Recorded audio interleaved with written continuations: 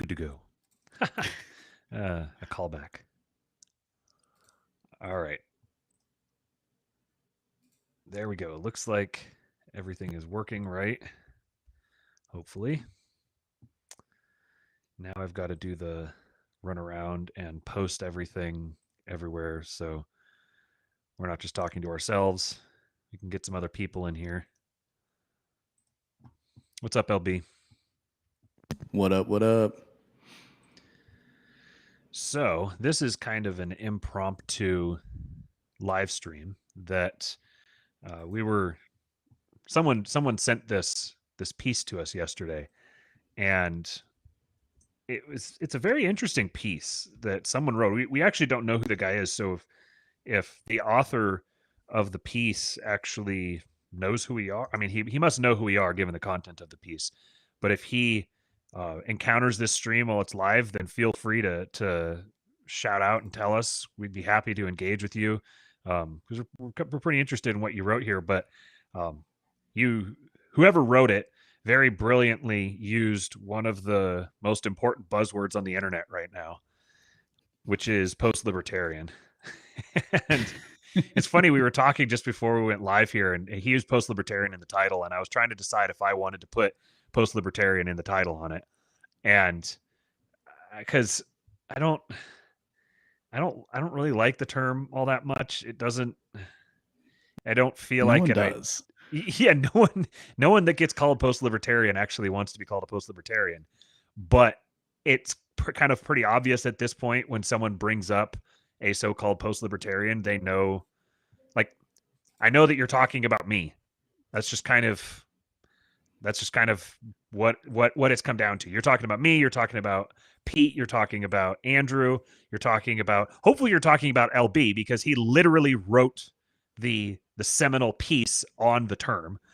But it's like, all right, well, if I'm going to be called a post-libertarian whether I want to or not, then I'm just going to respond to what you have to say about me, just to make sure that you're actually, if you're using the term that I don't want you to use, you're at least using it correctly.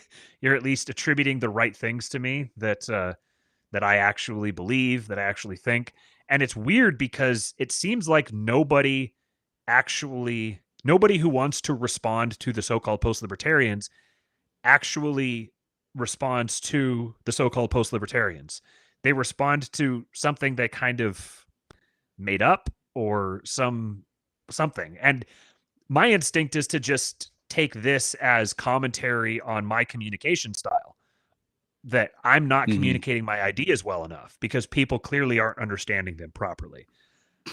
I've also got a bunch of people who seem to really understand what it is, and they seem to get it, and they seem to really like it. So I kind of just leave that for what it is, and I'm going to keep taking this as I need to be better about communicating my own ideas. But we got some people in the chat here now, so I was going to kind of try to vamp a little bit until Buck Johnson's watching us from the sauna, which is, yes, that's very gay, Buck. I appreciate that. I like that image. That's a nice image to dwell on. What's up, LB? I'm just thinking about Buck in the sauna now. No, I think yeah, precisely to your point. It's it has to come from a lack of understanding, or really people are like trying to, really it's that people are like exposed to the term, and then they're trying to play with the term as they can interpret it, which is what you should expect most people to do when they come across a new term that isn't properly defined, or when they do come across the term doesn't use a proper definition, right? So most people have just used it as a pejorative. That's where it kind of originated.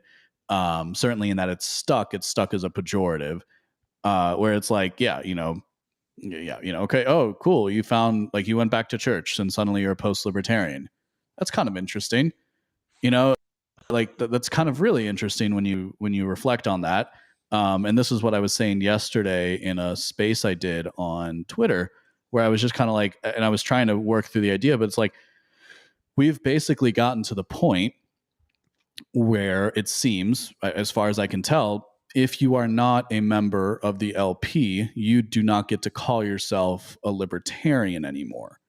And that's kind of okay to a certain extent, but it leaves a lot of us in it leaves a lot of us in a state of limbo as it relates to political identity. And I'll be honest, personally, it's interesting in that, like, I've kind of pushed past this other layer of ideology, how it's affected my writing or the lack thereof.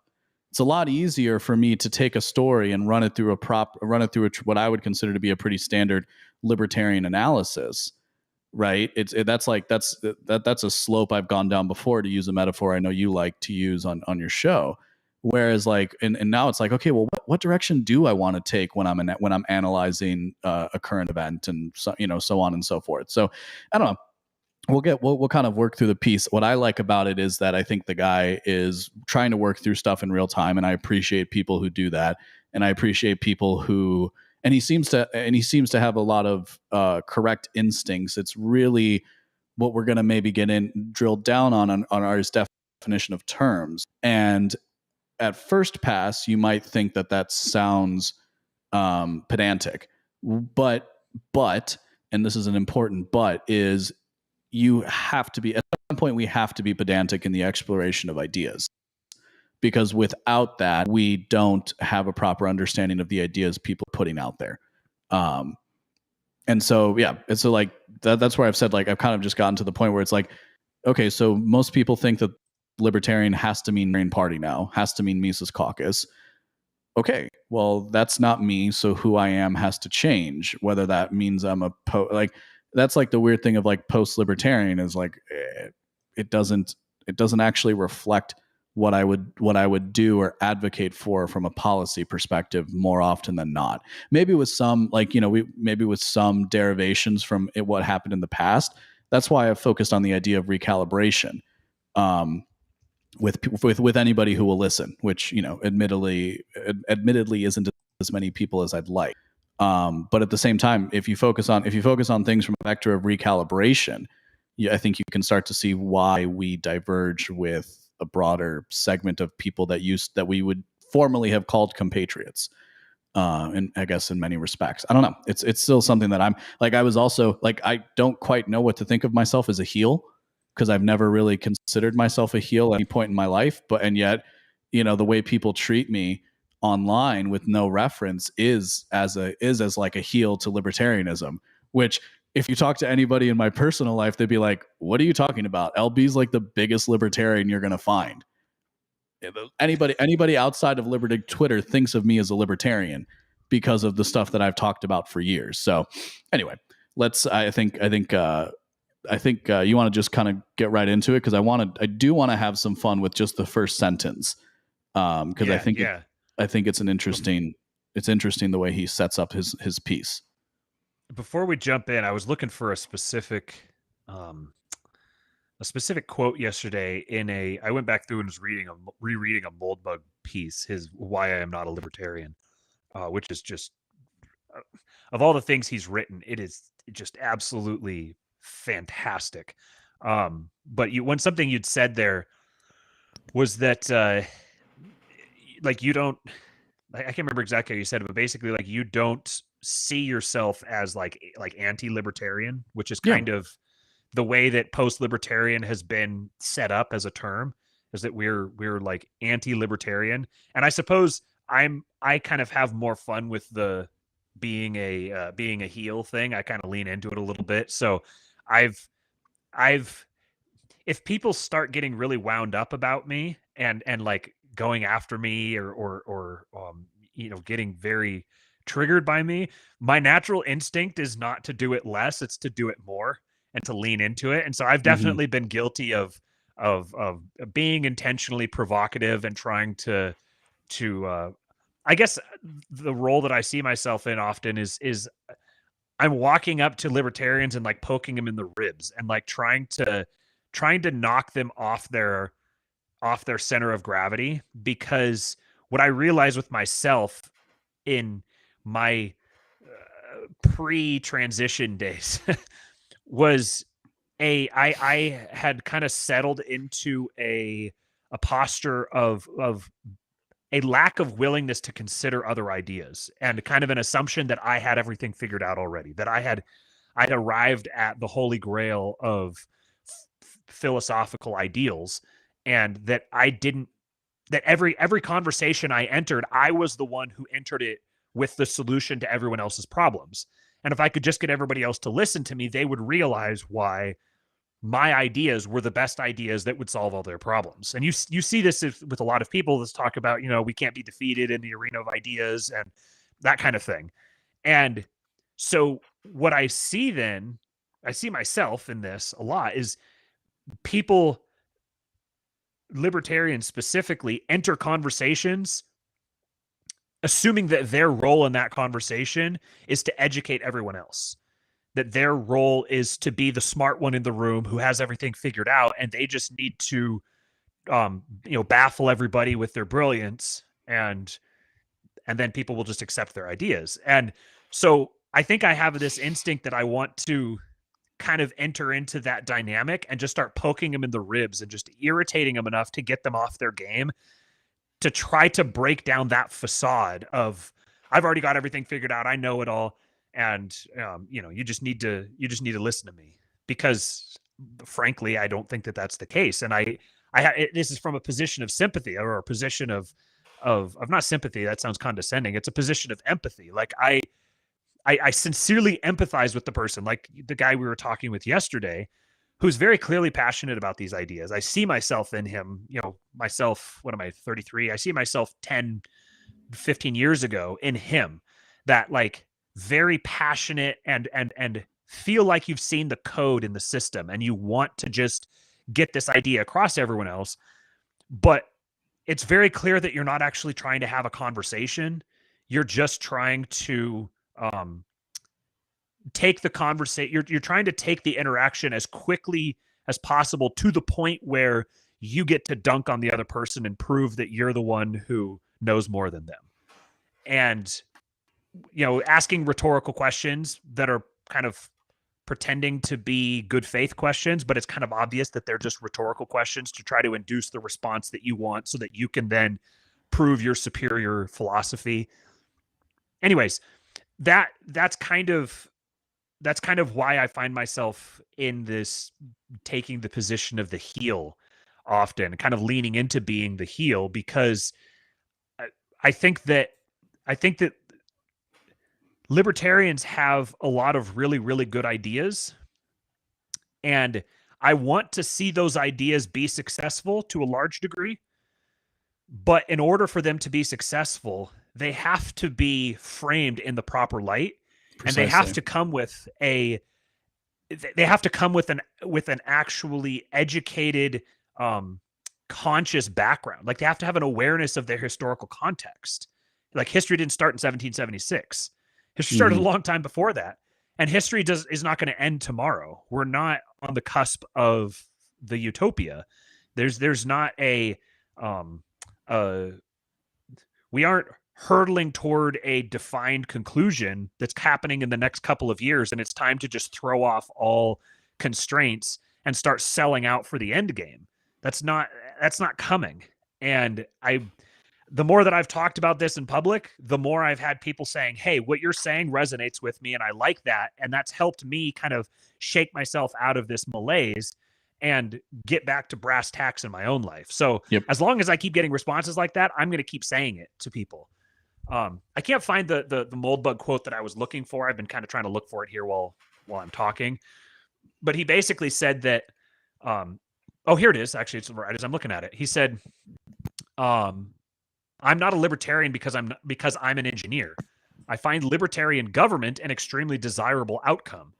In just a second, we'll look at other ways to achieve this outcome. However, as a moral imperative or a political design or a historical tradition, libertarianism does not strike me as an effective means to this end.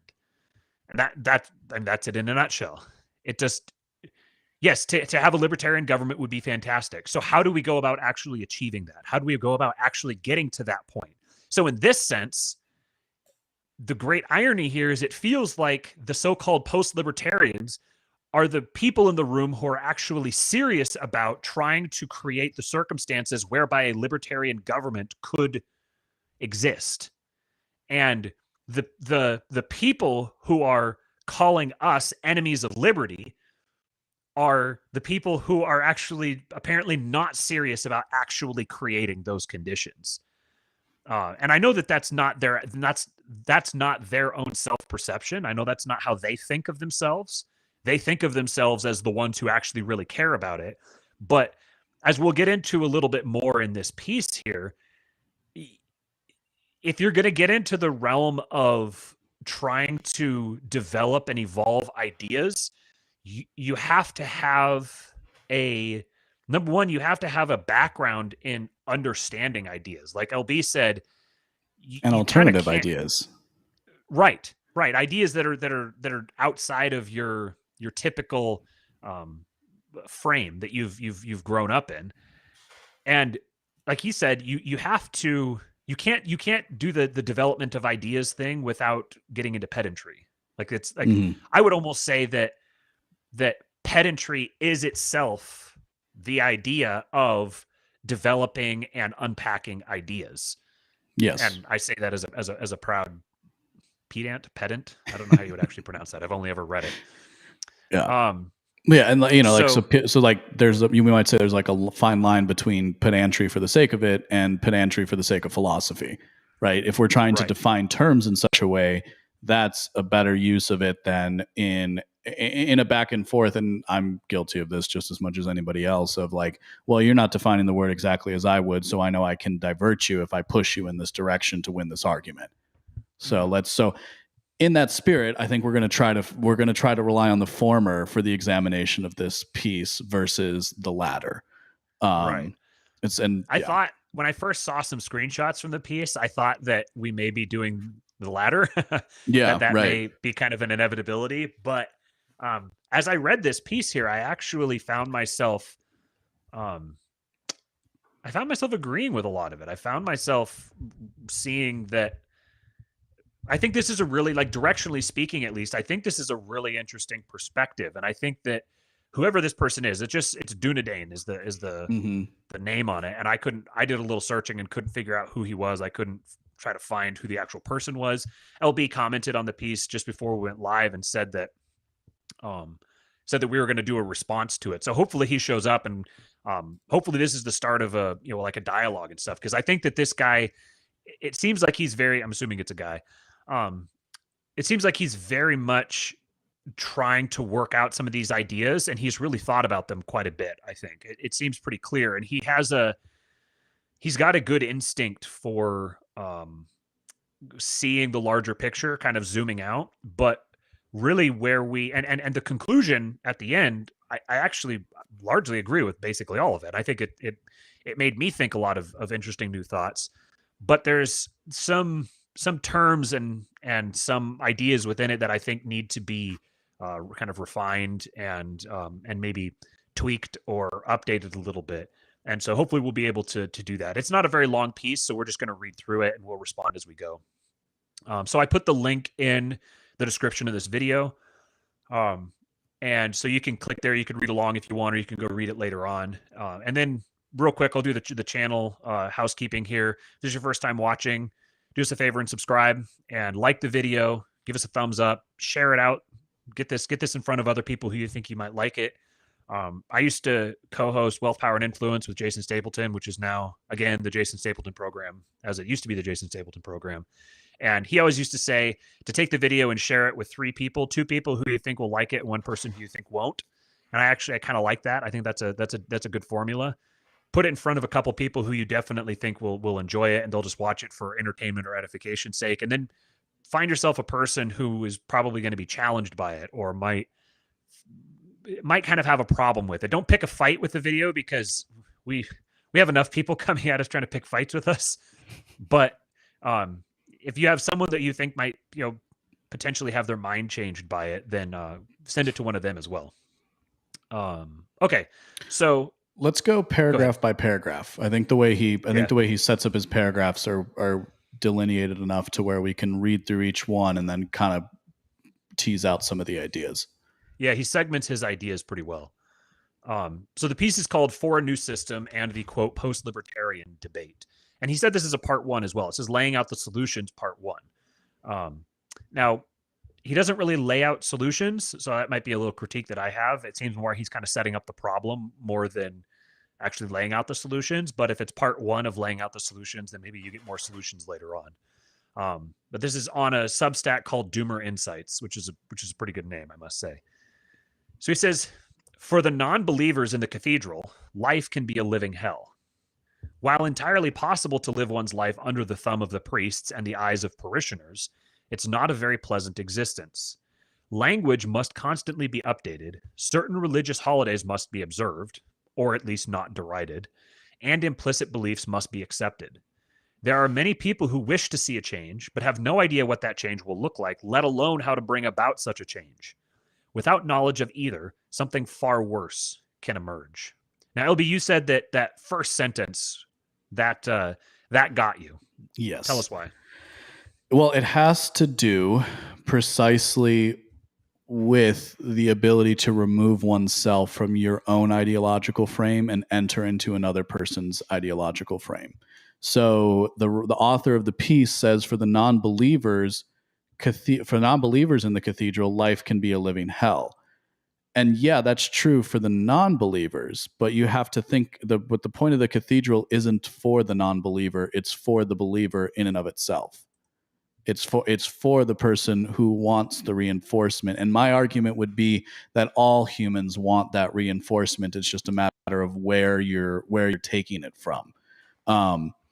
And he points out that it's possible to live your life under the thumb of the cathedral, but it requires all of these things. And so what you're doing very well is you're delineating the thought process of a nonconformist for one reason or another, either because of the errancy of the cathedral, we might say, or just because you don't like rules and you don't like it when people impose things on you. And so what I think is a far more interesting avenue is less exploring the thought process of the nonconformist or the skeptic such as myself, but what I've had to work very hard on is trying to understand the conformist, is trying to understand the person who, for whatever else they have going on, they don't notice the non-believer in the cathedral is almost by definition somebody who's exposed to the idea of the cathedral, right? So how do we then understand the person who lives with it inside of that system? That's kind of where I almost read that at first of saying like, oh my gosh, it would be so awful to be a follower of the cathedral. So that was an inaccurate reading on my part when I just kind of skimmed it. But so what he's saying is life is a living hell for the non-believer in the cathedral, which is kind of fair, but you bring yourself to that point, if that makes sense. If you become, and I would kind of maybe even just take exception of a non-believer in the cathedral, right? Because it's like, I believe in Moldbug's conception of the cathedral as a useful schema by which we can try to elucidate how ideas and power is dispersed throughout the modern progressive America. But I just don't agree with what they're preaching. So it's that weird. It's not that I don't believe in them; it's that I disagree with them. I don't know. Maybe that's part of the thing is if you think of it as in terms of belief, then yeah, hell, because you have to try and keep up with these things. But if you realize that, I don't know, it was just kind of like the frame was interesting because I wouldn't take that approach, and he goes on to say, language must be constantly updated. Certain religious holidays must be observed. Implicit beliefs must be accepted. There are people who wish to see change but have no idea what change will look like. That's any system. That's any grouping of people. This is the folly that anybody can fall in as you kind of start to explore ideas in of itself. Is you're like, well, everyone's not as good as me, right? Because that's kind of where it comes from. It's like, well, no. In fact, there's a lot of really good people who just have no interest. I will always remember this conversation I had with a coworker of mine. He's a great guy. I've learned a lot from him, and one of it was kind of this message. As I was showing him, we were like, we drive a lot, so I was showing him the Kathy Newman-Peterson debate. I was like, oh, he had never heard of Jordan Peterson, and so I was like, oh, okay, well, here, let me show you this one. This is like one of the best exchanges that he has, and one of his takeaways was like, so we're lobsters. You know what I mean? And like, it wasn't, he wasn't like, he was kind of like making a joke, and he was earnestly trying to engage with it, but there was just something, he's like, I don't know, dude, honestly, I don't care about this stuff. I care about making a living. I care about supporting my family and raising my kids. And like, that was one of those watershed moments for me as somebody who was kind of inside the academic bubble for a bit, of like, oh yeah, college is this kind of weird place where everybody pretends that everybody should be interested in ideas, where that's really not. So that's where I started to, again, turn myself not necessarily just towards the exploration of ideas in and of itself, but how do you communicate ideas to people who don't want to take, let's say for the season, it's like a 300 level college course or a master philosophy. How do you actually bring ideas to people like that? And that's the responsibility of writers and casters. And it's a tough line to walk. It's something that I struggle with sometimes. Yeah, there's a point at which I arrived, and I think other people have as well, that as soon as you begin rejecting the egalitarian delusion, so to speak, you also recognize that in the realm of ideas, there are certain people who should be involved in discussion and debate and critique of ideas, and other people that just simply shouldn't. And there are people like your friend there who will naturally self-select for that. Right. He's like, yeah, man, I don't care about this stuff. It's just, it doesn't interest me. And then there's kind of, you could develop a little quadrant here where you have the people who should be involved in the dissection and evaluation of ideas, and who want to be, and the people who should be and who don't want to be. And then you have the people who shouldn't be and want to be, and the people who shouldn't be and don't want to be. Mm-hmm. And I think that probably perhaps maybe it's just my focus right now, but perhaps the most damage can be caused by the people who should not be, but who want to be.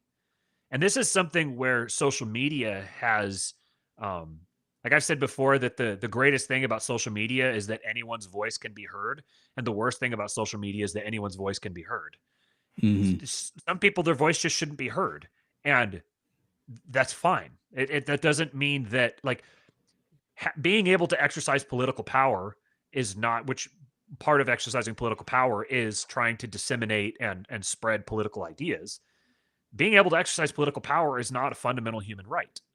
This is part of evolving beyond the liberal frame, is recognizing that some people are meant to be ditch diggers. That's just what they're supposed to do, and that's what they're best at, and that's great. That's fine.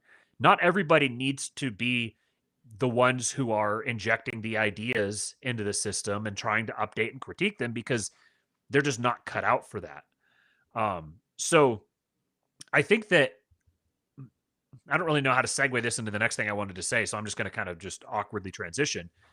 I like the way that he described the nature of, like, this sentence here: language must constantly be updated, certain religious holidays must be observed, or at least not derided, which is that's an interesting. Yep. Like, I just reading this sentence, I know that the guy has a good brain. Like, I know that he's someone who's in that top corner of the quadrant where he is interested in doing this, interested in this pursuit, and he's good at it. He's insightful. Mm-hmm. Because noticing that it's not just that these holidays have to be observed, it's just that they have to not be derided, and then implicit beliefs must be accepted. Right. And I think, and I don't want to assume from his perspective, but what I will say is we do know that after 2020, a lot more people started to look into propaganda, started to look into mass psychology, started to look into the fields of influence and political persuasion, because they had to, right? Because what they were perceiving in their daily life did not match up to what they were reading in the press. And so I think, and so this is where, I think that's why, like, we keep coming along with people who are like, 2-3 years looking at stuff like this. And it is jarring first. That's why I was like, I'm more interested maybe in the perspective of the person inside, but the recent non-believer, the person that's just been exposed to the idea of the cathedral, it is very jarring, and I do understand that. It's kind of, and it is one of those things that maybe with myself, I've just yeah, I the language has always been updated and the holidays have always been observed. Specifically to the language point, is I've always seen that as I've noticed that game going back, again, 15 years or something like that with social media, right? Like terms like reverse racism that you would never talk about today, or terms like first world problems, right? Those used to be the rhetorical battles that you had. Now those battles have shifted as the broader consciousness or as the Overton window has shifted, we might say. So he's certainly getting the descriptive element of what he's experiencing correct, and he's noticing the way, I would say, like, that the programming works is everybody gets a set of ideas, and the people who are paying attention and who are locked in the system, which is system, people who are locked into the system, you notice how those people just promulgate those ideas. It is a jarring thing when you first notice it, but it's something that's been going on for a long time, and I don't know that the author of the piece would disagree with us on that. Right? Yeah, I don't think so either. This is something that to I think probably reinforce his point. I don't know, actually. I don't know if you would agree with this or not. This isn't something that is unique or distinct to the cathedral. This was part of this, for me. Moving beyond the liberal frame was recognizing and accepting that this is an inevitability in any human society. That you're going to have language that will constantly be updating, and you're going to have certain religious holidays that must be observed, or at least not derided, and you're going to have implicit beliefs that must be accepted. This is part of, we live in a society. This is part of that. This is part of living in a society, is having these dynamics, and you're going to have a cathedral. Whether or not it is the cathedral is up for debate, but you're going to have a cathedral, and attempting to eradicate cathedrals altogether is part and parcel with attempting to eradicate society. Yes. It's fundamentally, definitionally antisocial. Without a unifying, a society cannot exist, and neither can a civilization. So in that the cathedral that we discuss, right, the modern progressive cathedral, actively uses decivilizing forces on its population, does not preclude the fact that it does not mean these institutions, and you don't need these moralizing stories. That was the guy's name was Parson Weems, I think was his name, and he was the person where we can credit, I think it's him, but basically there's one person we can credit with the story of George Washington chopping down the cherry tree. The book is called The Life and Times of George Washington. I've been meaning to buy it for years. It can just, the price. But basically, it was the first biography that was released after George Washington's death, and it was written precisely to instill moral myths on young men in the early Americas. So so again, to the point, is people as recent as the founding of the country understand the importance of these sort of things as well. So it's like, how do we create more than just a man with George Washington, right? How do these men become effectively demigods in American culture because of their status? And that's why we have the concept of George Washington never told a lie. And so when he chopped down the cherry tree, he told his father that he did it. Right. So whereas you can still understand that story as not actually having happened, but people still tell the story. Right. Same thing with Honest Abe. And so this is that tension between myth and history that a overly secularized society, and I would argue overly scientific society, in that talking about a science that tries to dissect, in that we live in a society like that, you can kind of you can still find that people hold on to these ideas and these stories and these myths. So yes, it really is a question it's really not a matter of whether holidays will exist. It's a direct question of what holidays do you observe. Right. That's really what it is. Religious holidays specifically, which is, that's where the word holiday came from. It's a holy day. It's the same. You're going to have holy days in your society. The question is which religion are you going to be venerating? it just occurred to me. So you kind of you were talking about this earlier, and it kind of just clicked for me. I'm a little slow. The phrase "for the non-believers in the cathedral," I I interpreted that one way at first, and then we started talking, and I realized he meant it a different way and started interpreting it a second way.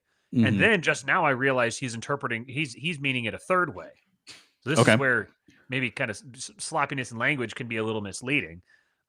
So when he said "for the non-believers in the cathedral," the first thing that I thought he meant was like adherence to the cathedral narrative. So people who don't believe the dynamic of the cathedral exists, they think Right. that this is just organic, natural, normal Mm-hmm. society, and this is just self-evident truth. That's what I thought he meant at first.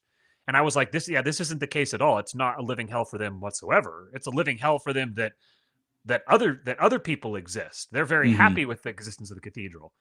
Then I realized, oh wait, no, he means people who have been introduced to the concept of the cathedral but reject it as something like is like it doesn't exist. So this is be like maybe like normie neocons or something like that, where Yeah.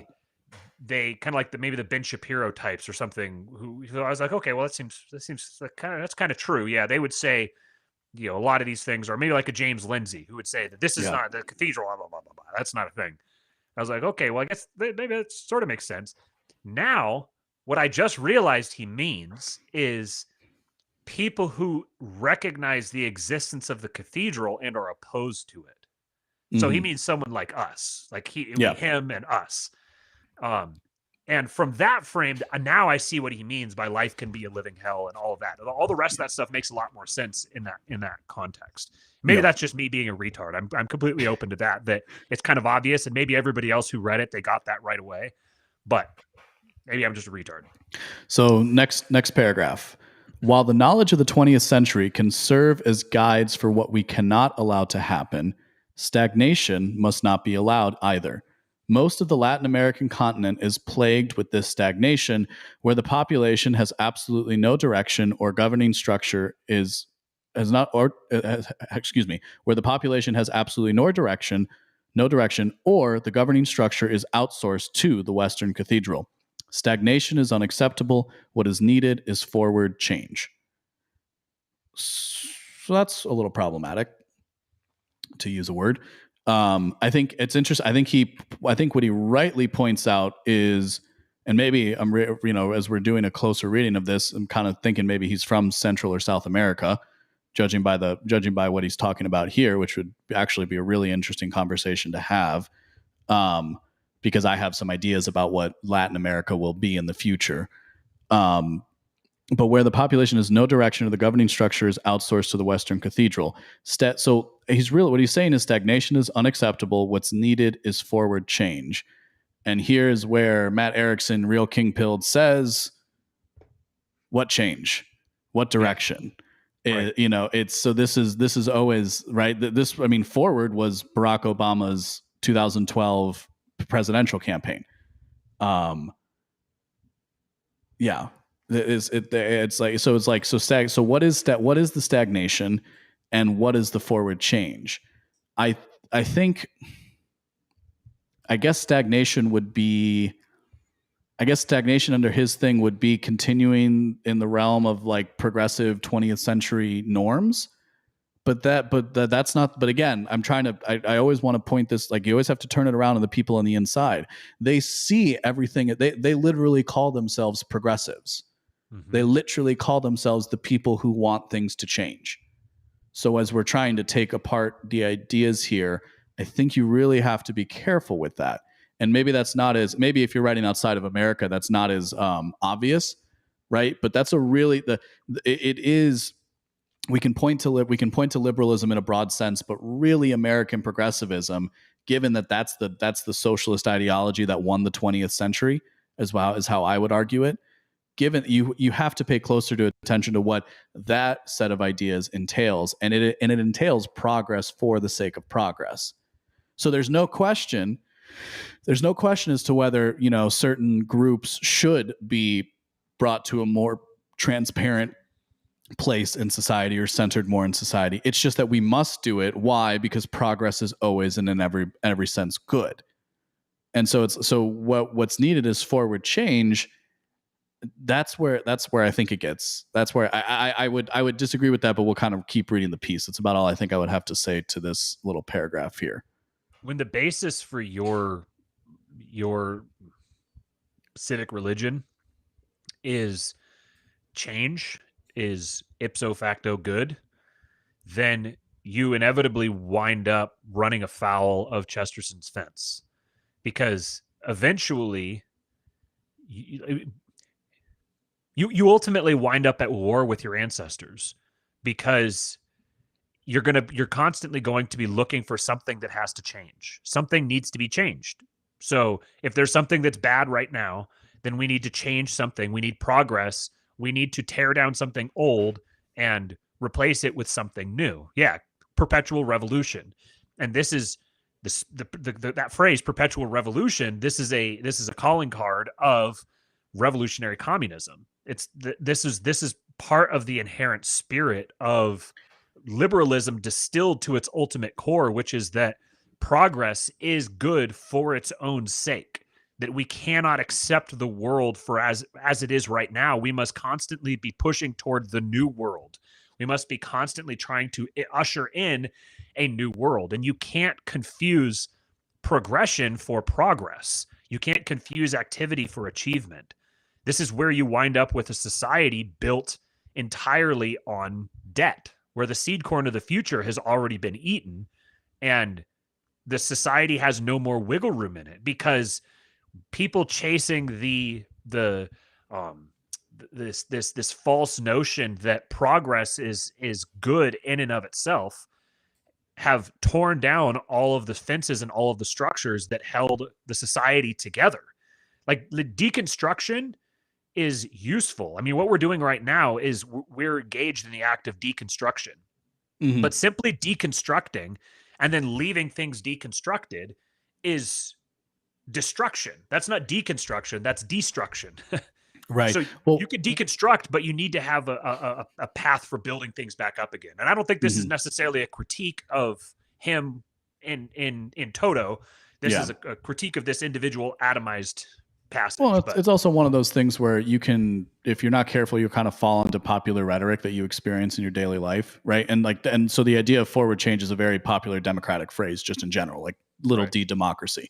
But I wanted to, before we move on, actually, I wanted to just spend a little time playing with this concept that the Latin American continent is plagued with this stagnation.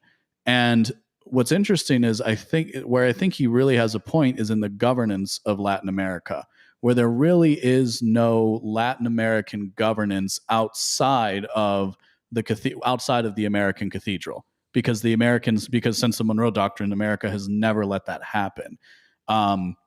You look to a place like Brazil, where there's been people holding Mises signs there. You do see developments of culture of a different frame. I pretty much only listen to music from Latin America now for a couple of reasons, but because I like to work on my Spanish, for one. B, I like beautiful women too. C is there's a vibrancy in the music that doesn't exist in a lot of popular American artists. And I specifically have always been like a pop music consumer. I also love jazz and classical and opera and all that stuff, but there's always been a special place in my heart for pop music.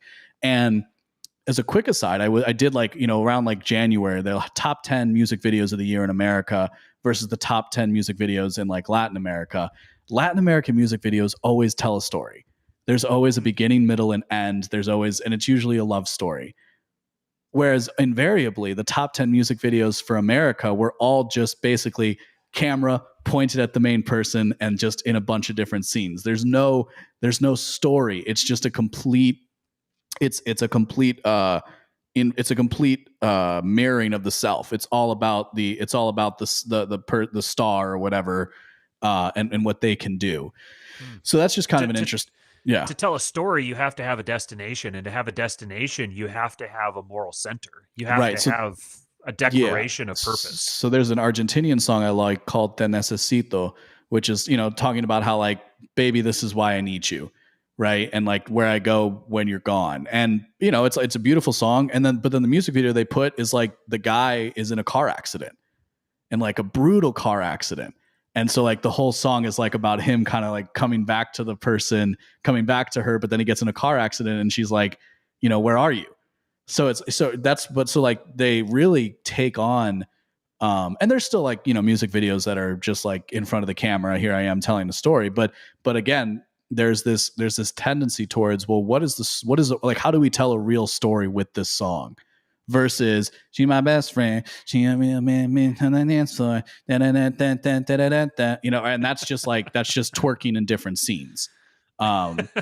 Listen, I've danced to both songs, so it's like it's not like I'm opposed, but it's something it's something that I notice as like, as an American who appreciates Latin American culture, I would almost see the inverse. But I think he's referring to the political realm in particular, where you don't see these people standing up to the American governance.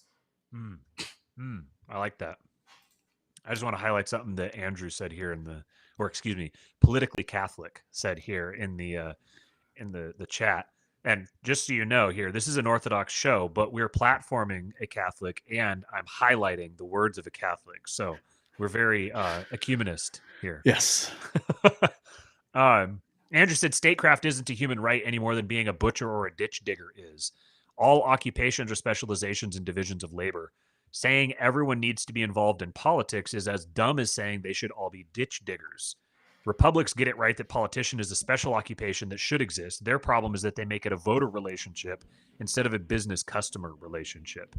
And I would just to tie that in here, I would say that the libertarian frame, which is really just an elaboration on the liberal frame, or it's even, I would say, maybe a distillation of the liberal frame, is that the most, let me back up, that the most moral distribution of political power is absolute egalitarianism in political power.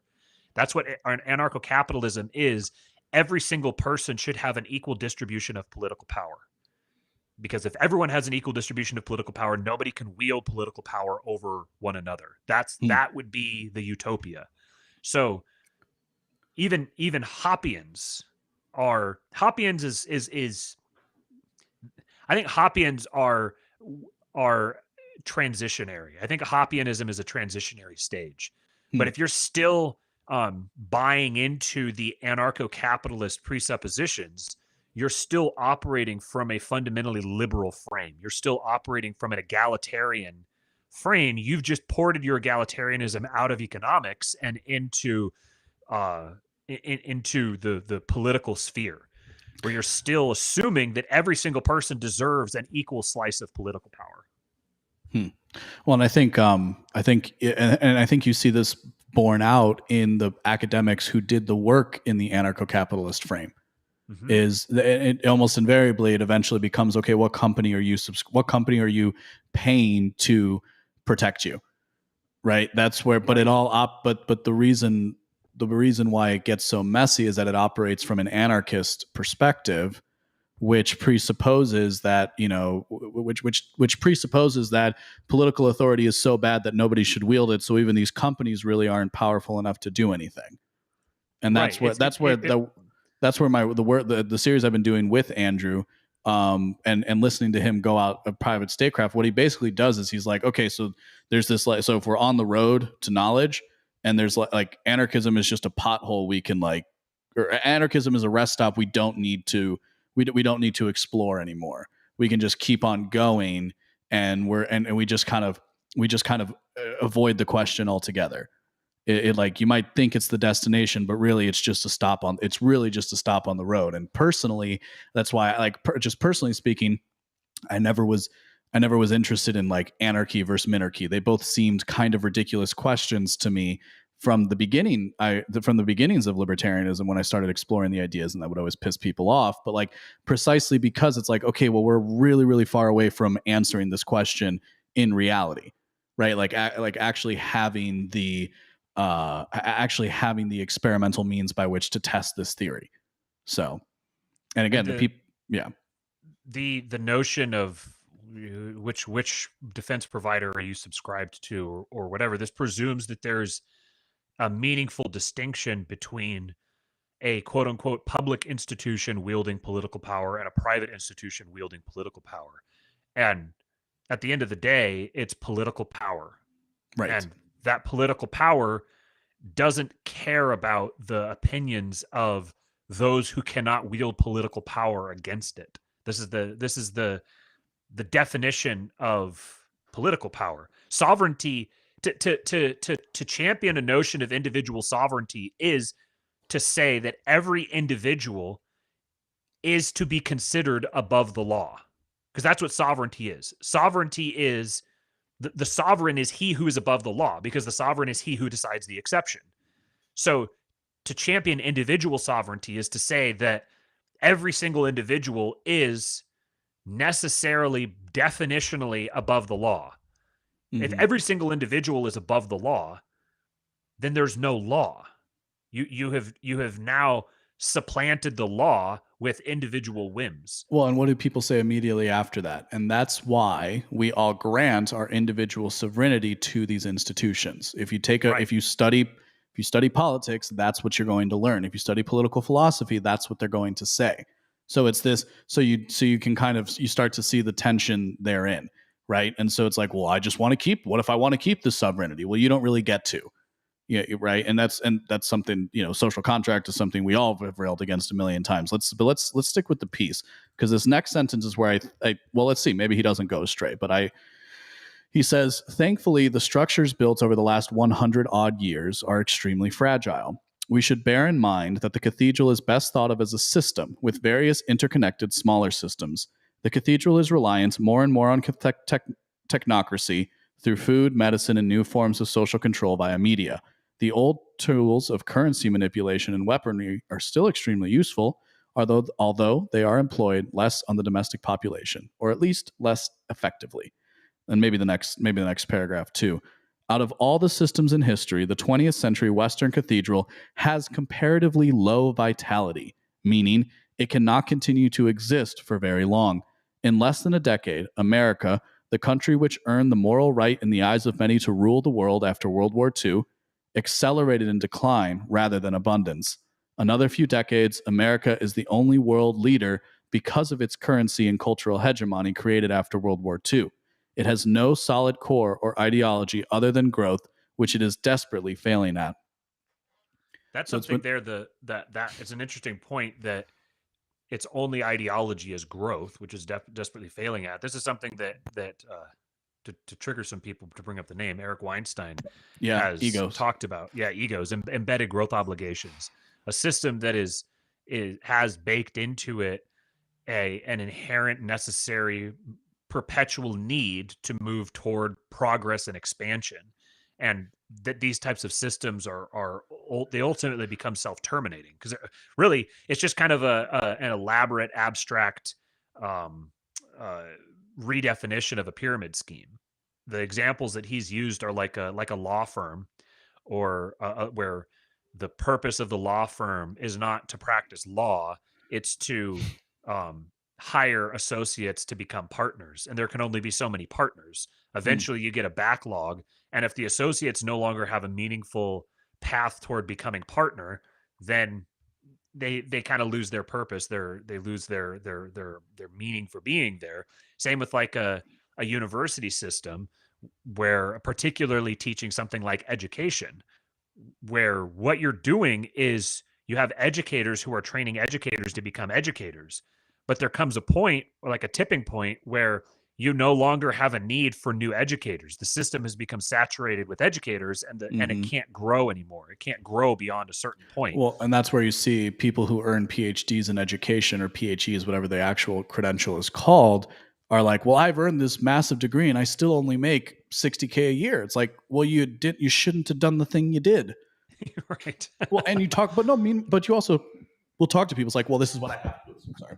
This is what I have to do to get by in this field. Right. It's like, and that's, so it's like kind of baked into the cake, but thereby you create, but again, when you don't when you don't make when you pretend that basic incentive structures don't exist, which is what the education system does to people, same and law schools, law firms a little bit too, right? Really the entire university system is based off this, because when you have a glut of credentialism, the credential becomes effectively marginally meaningless with every single additional person who gains the credential, you know, such that such that again, people are earning masters and doctorates in education and they don't make a lot of money relative to it, and they have to rely, but they still have the same level of debt. It's kind of like these I'm sorry, but these people who talk about how their student loan has never gone down, it's like, what have you been doing for the last few years? Because I don't have the credential, I still have the student debt, and my debt goes down every single year. It's not by a lot, but it goes down because I pay what I have to pay because I'm making enough money to make that happen. What I think is interesting about this is, and this is something I firmly disagree with, is the fragility of the system. Yeah. You shouldn't mistake the fact that we're maybe on the tail end of a system with that system being fragile. Yes. In fact what we've seen is, since again specifically 2020, we've seen the ability for it to control the population writ large on a massive scale. And we're also the system is anti-fragile. Exactly. Because it relies on smaller dispersed systems. That's actually the insight of Moldbug, right? When he talks about the cathedral, is saying its strength comes from its decentralized nature. That's one of the things that makes it so difficult to defeat, not only in a practical sense or a political sense, but in an ideological sense, because they can always shift enough of the conversation away from the excesses. Right. So you say, look at this, kids are watching strippers. And it's like, well, they don't do the full strip routine. They don't go full nude in the strip routine. But so like, it's okay if toddlers are there. It's like, no, because, and the reason people say no, they don't understand why. No, because there are things for children. There are things for adults. But where the left is at now is removing that last barrier between child and adult. That's what queerness accomplishes in effect, because that is precisely what queerness as an ideology is designed to do. So again, it's just right. It's just deconstruction for the sake of deconstruction to continue deconstructing, right? Whereas we're deconstructing to put stuff together. Right. It's ultimately about the disillusionment of the disillusion of borders, eliminating borders between all things, and which ultimately becomes the elimination of borders between concepts, between ideas. This is where you invariably run into that's why the conversation invariably shifts to the metaphysical realm, because they're removing the basic categorization of the physical world. Right. Yeah. The note, I think this is a really valuable observation here, that the system is not fragile. It's actually it's built specifically to be anti-fragile. And for those who don't know the term anti-fragile, it's something that gets stronger by being attacked, like something that when it is damaged, it becomes stronger, which is kind of counterintuitive. But this is the notion that it's something that you should be, like, you in your own personal life should be anti-fragile. So if someone attacks you, it should make you stronger. And that's what decentralization actually does. This is an interesting, one of the most compelling observations that Moldbug ever made was that the libertarian notion of decentralization is pursued in good faith, because they say, well, this is the way to limit the expansion of the federal government. And he says, no, that's the way the federal government expands itself, is through decentralization. So by decentralizing power, you actually make more power that is more unstable. So, or not that the power itself is unstable, but the power it's not promotes accountable. Instability. Yes, it's not accountable. So it promotes instability within the society itself. Yes. So to centralize power on a local level, you create more stability, and the power itself is less able to be attacked, but it's also more stable and more secure and less expansive. There's counterintuitives all over in this reasoning. Well, then he has this part: in less than a decade, America, the country which had earned the moral right in the eyes of many to rule the world after World War II, which is a sentence that will drive libertarians crazy to no end, I understand, but is effectively true, specifically for the case of spinning a narrative, accelerated in decline rather than abundance. After another few decades, America is only the world leader because of its currency and cultural hegemony created after World War II. Where I think he misunderstands, what I think he's misunderstanding is mistaking America for the cathedral. America is one thing, the cathedral is something else on top of it. And that's why we're entering the realm of ideas when we have these conversations. America per se is 50% Constitution loving Bible thumpers and 50% soy latte sipping atheists, right? You know, just to poke fun at both sides. But so that's what America is, right? That's like what the American people are. Our governance structure, the power centers that exist on top of the American system are really what you need to be pointing your direction at. And what you see is that they are already working towards, this is the important part, they're already working towards a world in which the nation state, vis-a-vis the United States of America, is not the political center of the world. That's the act. So this is like I tell my friends, and they look at me like I'm crazy, who you work for is going to matter more in 10 years than where you live. Yes. The kind of company you work for is going to matter far more as how you get to live your daily life than not. And that's not just a matter of how much you make, right? It's a matter of other things like autonomy and whether you get to make medical decisions for yourself or what kinds of medical decisions you get to make for yourself. So again, I think if we accept, again, for the sake of argument, that this gentleman is operating outside of America, I understand how he can conflate America with the cathedral, but I think that's an important distinction because otherwise he gets it correct. That's a conflation that is, it's intentional. I don't mean intentional on his part. I mean, it's something that it's a bait and switch that's been executed by the ruling elite themselves. I think probably a more accurate term than America for what he's driving at here, perhaps would be like the Atlanticist power block, because that's really what it is. It's an intellectual, what's the word here? It's an intellectual coalition that kind of straddles the Atlantic largely between London and New York. Mm-hmm. But then working out from there. So you have the American university system, and then you have the European universities. And those are the primary areas where Atlanticism is propagated. And the Atlanticist power block has become the coalition of Western governments that really is like the EU and the US. And the US so the US technically won World War II, but countries don't act as sovereign units. Countries are led by people who operate within the institutions within that country, and those people can come and go among all different sorts of institutions. Yeah. So Facebook and the United States government aren't connected at all, even though a lot of Obama staffers went to go work for Facebook after 2012. Right. And started to run Facebook's political centers. Right. And you have I think you had someone who was like a major leader in the EU Parliament who stepped down and became the vice president of Facebook or something like that. Like there's this seamless transition back and forth between. This is why the public-private distinction is irrelevant. Ultimately, the cathedral, if you're looking toward, he's using the term fragility, and talking about, because he's rightly, I think, recognizing that this system of the cathedral as currently constructed, with the types of institutions that currently exist, with the mandates that those existing institutions have for the roles that they play, that system is going to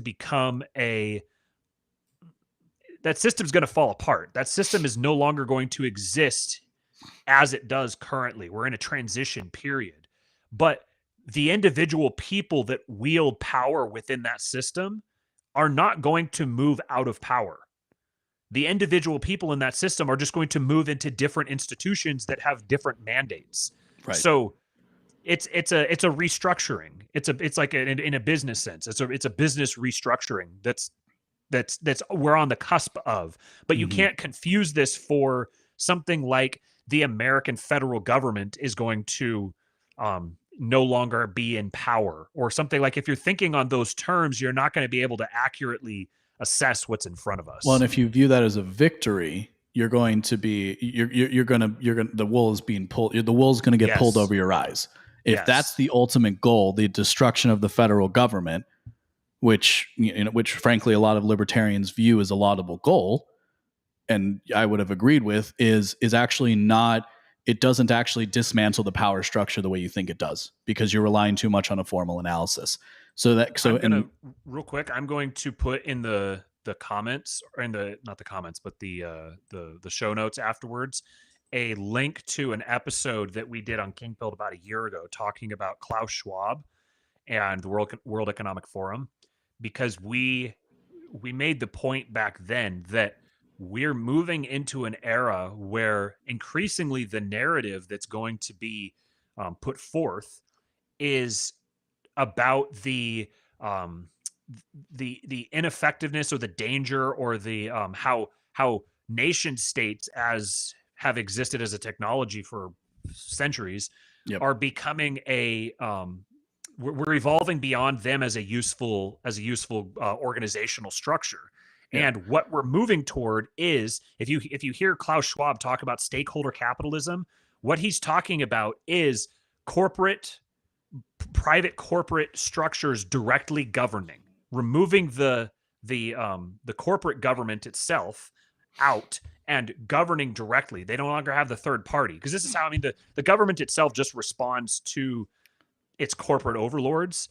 Right. But what we're moving more and more toward is removing the government as the tool for governance, and the corporate overlords. The corporation is going to come into that. Right. And I would only quibble with what you said, which is to say the nation state is a very modern conception, and it only has existed in its current form since World War I.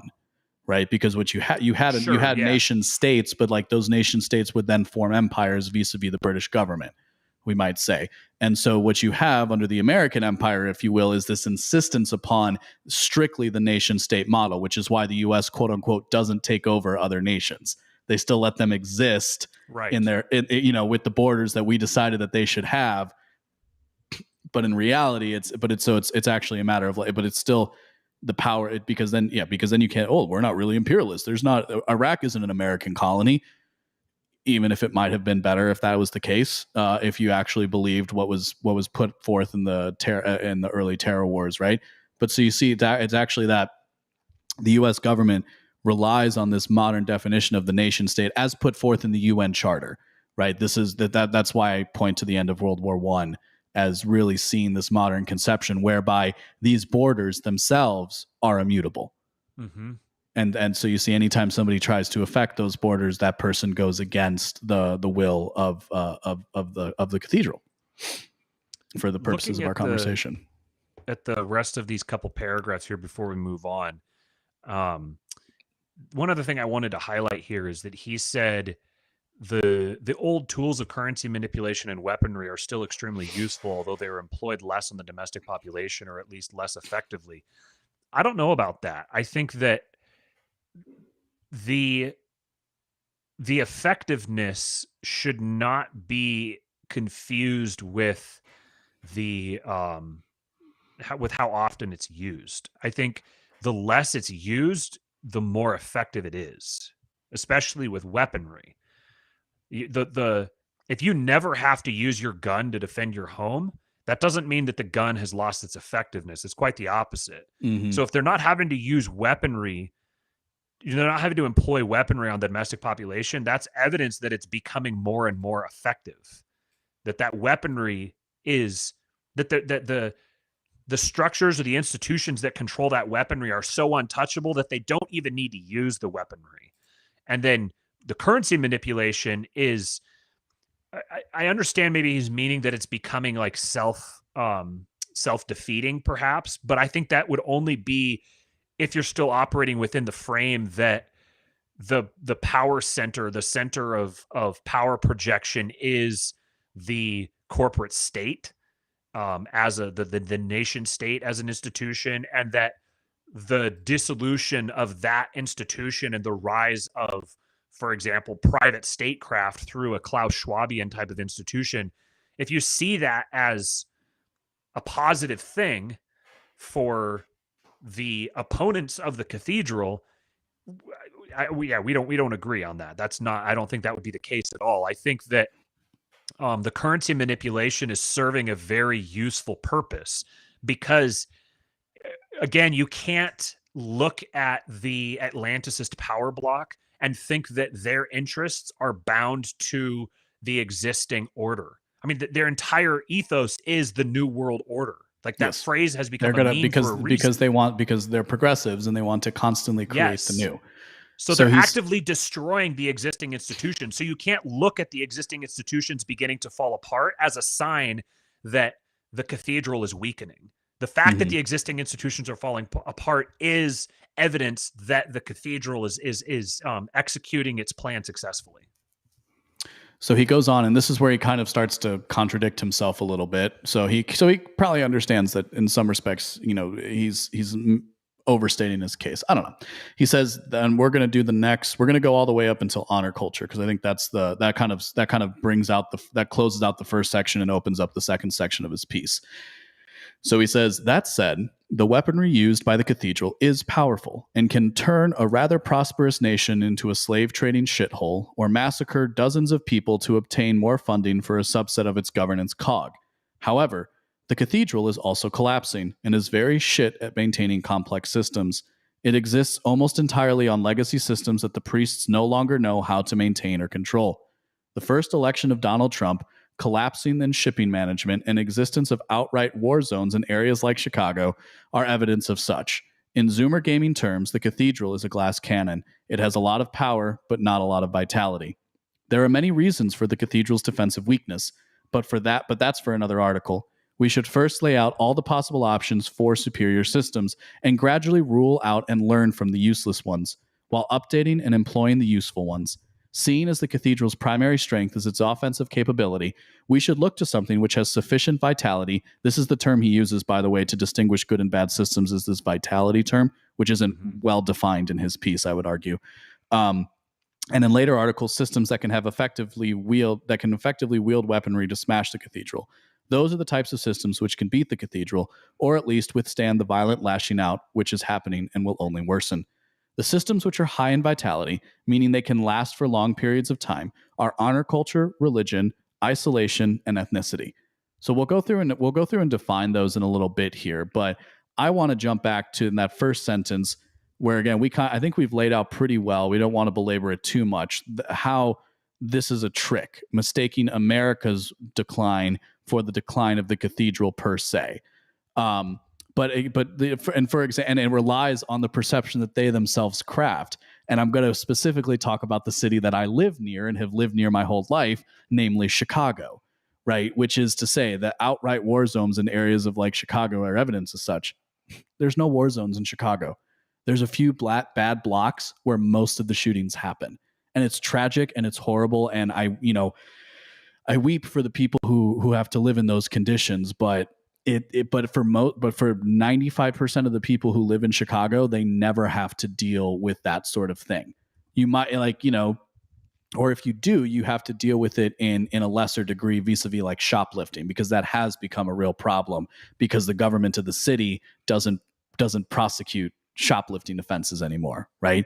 That's like this it just happens all the time. I have a family member works in it and, will lose tens of thousands of dollars of merchandise and all he can do is stand there and get his people to the back so that they don't get shot. So it's not the case that there's a war zone here. I could be out drinking right now in the West Loop and I would be fine. I also know that there are people who get mugged. There are people who get, robbed and stuff and their phones stolen and these sorts of things happen. But it's this, but it's not a war zone. It's not as nice as living in the country. I'm not going to say, it's not. I'm not discounting the elevated sense of insecurity, anxiety one might feel in a densely populated urban environment. But it's not. But again, it's not a war zone. For the smallest groupings of people who have to live on these streets where the gangs control where the gangs control things and the cops won't go, and the cops are their own gang. It doesn't really change my argument. Those are the people who have to live as if they're living in a war zone. It's not the vast majority of people in Chicago live in affluence and well-adjusted life. It's always the poor. It's always the poor. It's always the people with less. Those are the people who have to struggle most on, and that people will just use Chicago as a rhetorical point to make their case when, and I think you overstate the case. And you could like, oh, Chirac. It's like, I'm not trying to say it's good. You understand? I'm just trying to give a better conception of where the bad is and what the bad looks like. It's highly racialized, and it's highly dependent on economic class and the neighborhood that you live in based on those two factors. And elaborating on that, tying it to what we were talking about just before that, again, looking at instances of Western institutions weakening and looking like they're falling apart, and confusing that for the cathedral losing power is very dangerous, because the cathedral gains power by destroying its own institutions. This is its anti-fragility mechanism. It wants people to fight it. It needs people. It exists. I said before that it's not an aggressive institution, it's a passive institution, which, if you want to get really archetypical, it is a feminine institution, in that it is not going to aggressively attack someone. It's going to wait for someone to attack it and then respond to that attack, because then it has the appearance of, hey, I couldn't help it. I had to. You forced me to respond. January 6th is the perfect example of this. It lures and baits people into attacking it. And then, because it controls all the messaging institutions, it reframes that attack as, oh no, we're under attack. We're weak. Look, we're falling apart. We're being destroyed.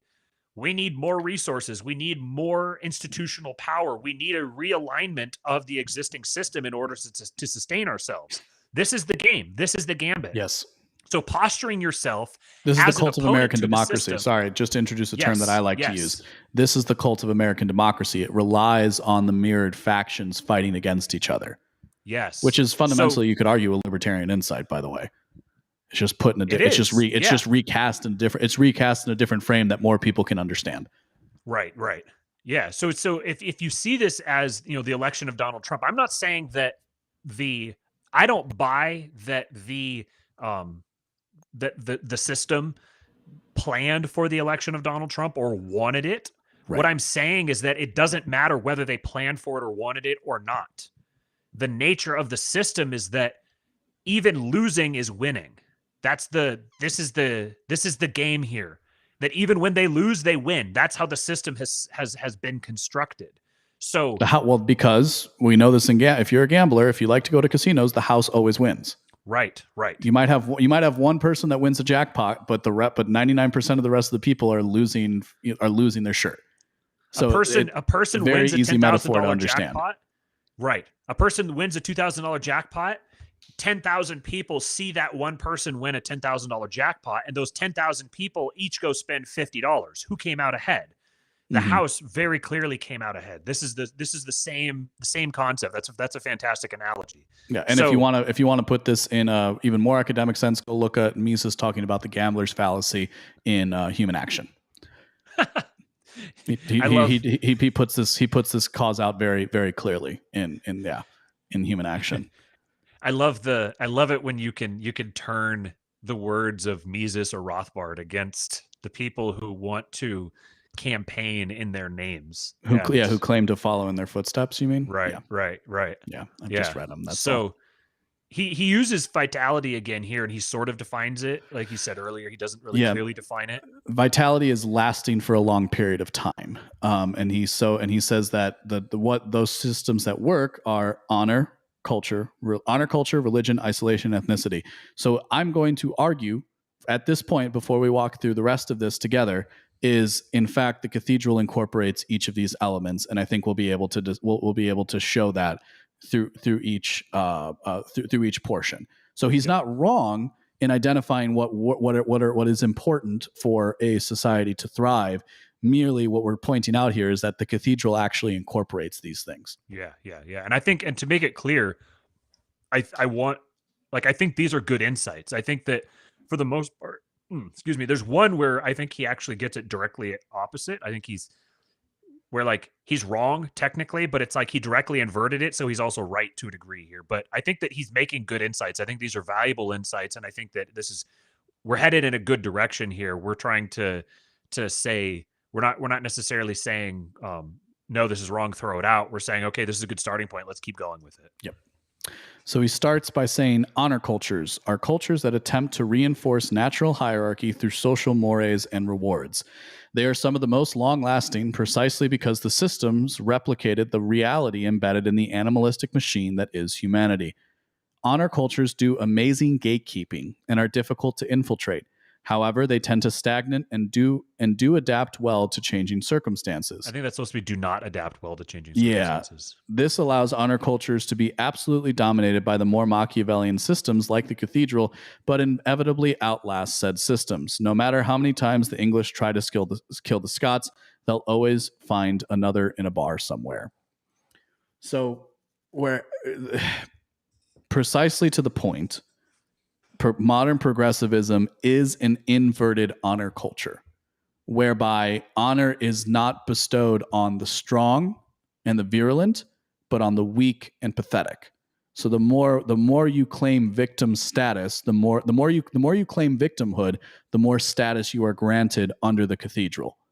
So that should, by the way, just as a point, if you have any content creators you like out there who always feign victimhood when they're the subject of attack, you should be careful with those kinds of people because they're modeling the cathedral. But the honor culture. So progressivism actually incorporates this. The modern cathedral incorporates this. They just invert it. And that inversion creates amongst the population, because we're talking about an elite theory here, not an egalitarian theory. So it doesn't really matter if there's cohesion of ideas if the elites believe the exact same thing as the people. You understand? This is why people look at AOC and they say, "Oh, she's an idiot," when she's brilliant, actually. Like, she's actually a brilliant operator, because she goes out there and she signals her victimhood. And people are like, "What are you talking about? You make $174,000 a year as a representative." And I get why you want to say that, but that's precisely her trap, don't you see?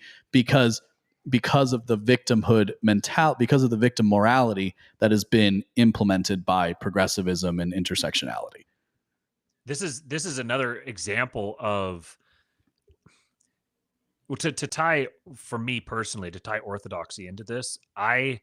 A big kind of door that opened for me was encountering the way that orthodoxy handles paradox. And it's very comfortable with it. Which is kind of an Eastern thing in general. You've got things like Zen koans and stuff like that. Yes, Catholicism. That's the point of the mysteries of the faith too. A good interpretation of Roman Catholicism. But continue. Right. Yeah. So we can litigate that another stream. Being comfortable with paradox will actually make the world make a lot more sense to you. Yes. Because the world is not rational in the sense that a scientific libertarian, no, in the sense that the world is not scientific. Right. Yeah. Science is a method of inquiry, but it's not the foundation of reality. So trying to view the world as if scientific inquiry is the foundation of reality is going to lead you to it's going to lead you to seeing the world through a lens that doesn't actually correspond to what's in front of you. It's a what were we just talking about here? It was paradox. Yeah. Just like with the cathedral, being attacked makes it stronger. The same, like, there's a network of paradoxes here, because, for example, for AOC, having you point out her hypocrisy actually makes her more powerful. It makes her more real. Like, showing how fake she is makes her more real. Well, especially as two men, if we as two men want to go out and attack her viewpoints and call her a hypocrite, it actually reinforces the basic, because he points out that one of the reasons why honor cultures work, and this is completely accurate, is that they are because the systems replicate the embedded reality of the animalistic machine that is humanity, right? So what he's Sup, Justin? Sup, Justin? He has the right concept, different wrong application. So Right. because victim morality is an inversion of a traditional honor culture, whereby the weak are rewarded instead of the strong, it has a doubling effect, whereby even though she has far more power than you or I, to the outsider and the participant in the cathedral can rightly say, you're just two white men going after a brown woman in Congress because you don't like the fact that she's there. And it doesn't matter that the reason I don't it doesn't matter that I actually find somebody like AOC incredibly attractive, physically speaking, and that I think that she's a brilliant political operator in many respects. And in fact, I've written articles saying that you need to respect AOC because she actually incorporates these things. She actually incorporates this new victim morality very, very well. It's the fact only that did that because you're a simp. See, right. Right. And it's a closed loop. You can constantly circle, and you can constantly say that, that this person is wrong because it takes the original honor hierarchy and inverts it on its head. So it can still rely on the traditional form and the new form in and of itself when it's convenient, especially when the individual in question has real power vis-a-vis an actual seat in Congress and millions of followers. So she gets, what ends up happening is she or someone of her ilk winds up getting the benefits of having power and the benefits of not having power at the same time. You get to be the bully and the victim simultaneously. And there's power in being the victim and there's power in being the bully. So if you can execute both of those, if you can win on both fronts at the same time, you've just leveled up your power. This is part of the anti-fragility thing, and this is the nature of the cathedral. I think the reason why people say that we're black-pilled is because when someone says we're black-pilled and we point this kind of thing out, they're telling on themselves, because the only reason you would see this as black-pilling is if you're looking at this if you're looking at this whole thing from a purely materialist, non-metaphysical plane, is I guess the only way I can think of to say it.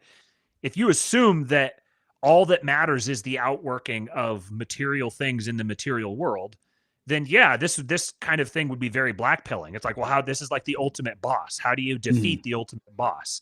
Well, that's the thing, is it's not the ultimate boss, but I think it's useful to fully understand and appreciate what you're looking at before you actually learn the loophole in the game. So I want to go back before we move on to religion, because what he's arguing in Zoomer gaming terms is that the cathedral is a glass cannon with a lot of power but not a lot of vitality. So what I'm going to offer as a friendly amendment is that in reality, the cathedral is a diamond cannon. It might have the appearance of glass, but it's actually far stronger than than the person who's viewing it from far away might perceive it to be. Because, again, under the understanding that I can actually incorporate all of these markers of a strong virile,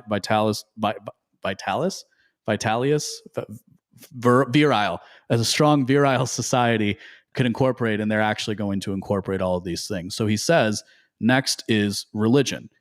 And by the way, sorry, as an aside, also, we're not saying that honor is a bad thing.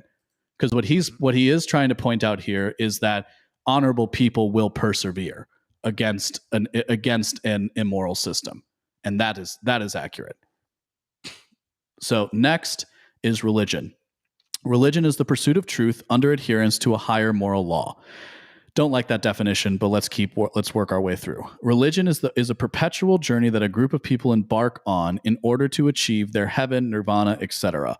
Religions are similar to honor cultures in that they often mirror the animalistic nature of man, but are more adaptable to changing environments. The downside of religion is that as time goes on, the promise of heaven becomes less appealing than marginal increase in living circumstances. Thus, the religion tends to lose adherents. To make up for the lack of followers, the rules become more liberal, which either splinters the faith or allows for infiltrators from the dominant system to destroy it.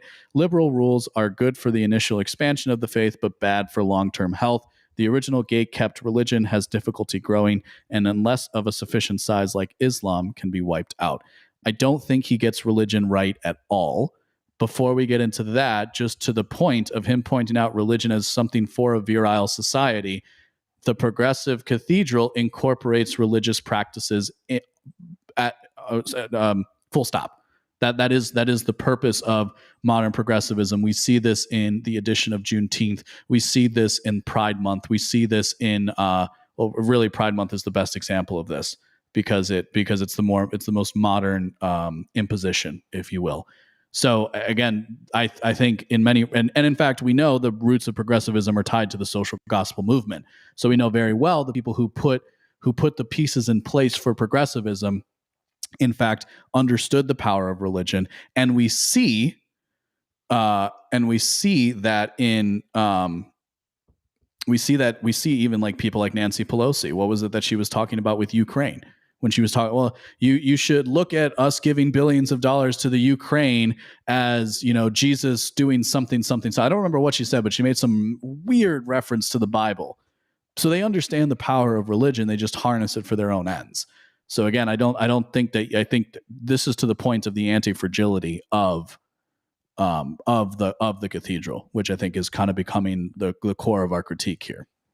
I think his attribution down here.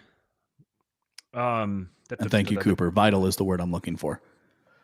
The downside of religion is that as time goes on, the promise of heaven becomes less appealing than the marginal increase in living circumstances. Thus, the religion tends to lose adherents. This is true in particular contexts. This is true with regard to particular religious systems. But this isn't a defining trait of religion proper.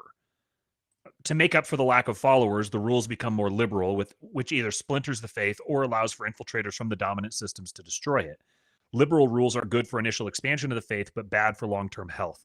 This is a good diagnosis of what has happened with modern Western Protestant Christianity. This is specifically the American version of it. The Anabaptist Puritan strain. This is what has happened there. So this is a good assessment of what's happened with social gospel Christianity, like you said, which, to be fair to him, I think that's the majority of, I would say 98% of people in the Western sphere. To them, that's what Christianity is. Right. So I think when you started off, you said, you read what he said, religion is the pursuit of truth under adherence to a higher moral law. I just don't like that definition. And I think the bad definition is what leads to the rest of this just kind of not hitting home. Yeah. I think it's a good analysis within a particular narrow frame, but it's not really that applicable broadly. And then his last sentence, the originally gate-kept religion has difficulty growing, and unless of a sufficient size like Islam can be wiped out. So it doesn't grow well unless it does. And unless it's one of the ones that doesn't get wiped out, it gets wiped out. It doesn't, right. So the exceptions are if there's a rule, then the exceptions are important to understand if you're discussing the concept.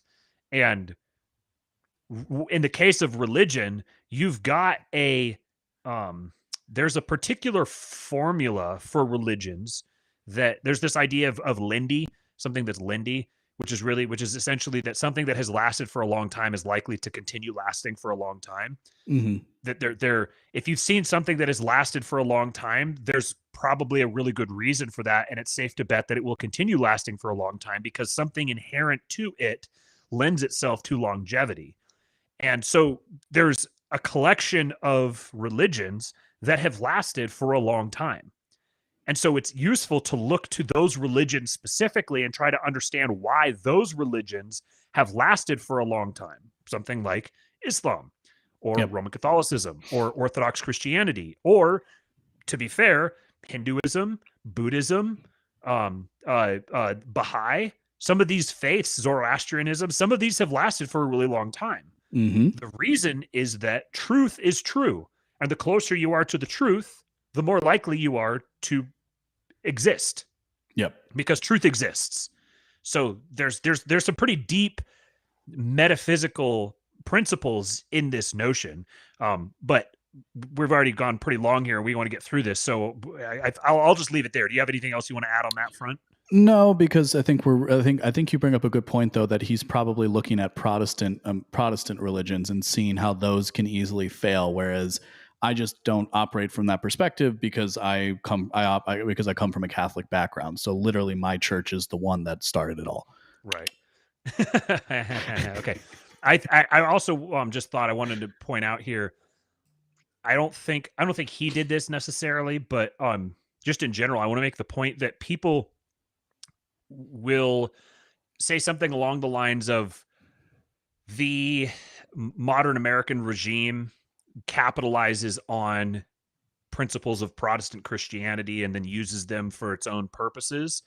And I don't think those are separate phenomena. I think that from a historical view, the modern American regime is part of the story of Protestant Christianity. Yes. It's the most influential generation of Protestant Christianity, manifest like writ large, and it has a left and a right element. Right. Yeah. That is what I think would help people understand that a little bit more, is because, okay, so what are you talking about? The Bible Belt isn't in charge. It's like, no, there's a left-wing element of this that's manifested, and that's what we're talking about vis-a-vis the progressive cathedral. Yeah, I would say liberalism is a denomination of Christianity. I think that's the proper way to think about it. Mm-hmm. Okay, so isolation. Go ahead. Isolation is retreating physically from the areas where other systems dominate. Usually the effectiveness of this system depends on the morality and the weaponry of the dominant system, but there are some exceptions. Vietnam, for example, has never, will never, and can never be conquered. American morality and politicking prevented the Vietnam War from being a success, and it is what most people think of when it comes to the jungle country. It's good to remember that both the far more militarily apt Mongols and the Chinese had repeated failed attempts to conquer Vietnam over the course of 2,000 years. No civilization, no matter how competent, can ever beat the Vietnamese caves, or the Afghanistan caves, we might say. There are a few other unconquerable areas, such as the Amazon and the swamps on the Ethiopian border, where the domesticate inhabitants, Amazonians and Twa, have lived and will continue to live until the Earth is hit by a comet. Even if you were to nuke Vietnam, the Amazon and Ethiopian swamps, the people would still manage to survive. However, most of us are not Amazonians, Vietnamese, or Twa. Isolation for Americans would mostly consist of heading to remote areas in the far north or out in the ocean, both of which have their own issues. Barring the exceptions, isolation is only good so long as your enemy doesn't deem you a threat or thinks complete murder campaigns are immoral. Inuit in the far north are only around because the Canadian government hasn't found a good use for their corpses. Also because the Inuit aren't challenging the Canadians as well. That's my editorializing. Sorry. Isolation also tends to have lackluster technology compared to the dominant system, although this is not always a downside as seen in the dozens of Vietnam Wars. Thus, isolation is heavily dependent on the competency of the dominant systems, but can work in some notable circumstances. I think this area, the trueness of what he's talking about has to do with basic geopolitical principles vis-a-vis geography. So those populations which are more geographically remote from a central authority will have more autonomy than others. That's kind of what he's drawn. That's the only, but I think I don't think that this creates a more vital system. I don't see how that creates a more vital system. It creates an insular system that can outlast perhaps other systems, but it doesn't really create a vital society. Most of the people that he's talking about are people who live in a traditional form that is drastically out of step with modern technology. And it is that actually leads towards their success. Or I would argue this is the non-conformity of the Amish, which is something obviously a lot of people have been looking into recently as they try to figure out how you can operate a society that doesn't abide by the norms of the dominant system. So I think again, this is kind of where talking about the definition of terms and kind of how you set it up. It's like isolation protects you to a point, but I don't see how that creates a vital system. It creates some kind of a system that can last, but not a system that can win. Yeah, this felt kind of like, I think this is probably his weakest point overall of the different systems he's looking at. It felt like he's like he recognizes this as a potential objection or a potential thing someone would suggest, and so he's trying to deal with it, but doesn't really have much to say about it because there's a lot of words here, but it doesn't really land for me. Yeah. It's there's also, this is more me kind of riffing inspired by the subject than directly responding to him, but I think that latent in a lot of people's opposition to something that he might describe as isolation is the notion that we need to create a system that will somehow supplant and replace the universalized nature of the cathedral. And I don't know that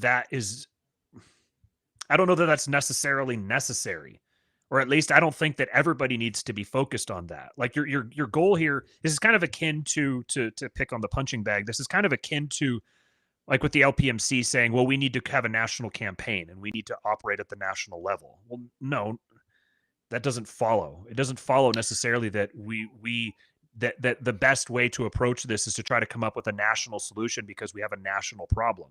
Well, and to the point, what smaller force has ever been able to defeat a larger force operating on the same rules that they abide? Right. It's pathologically wrong. The reason why the Vietnamese win is because they can rely on guerrilla tactics because they know the land.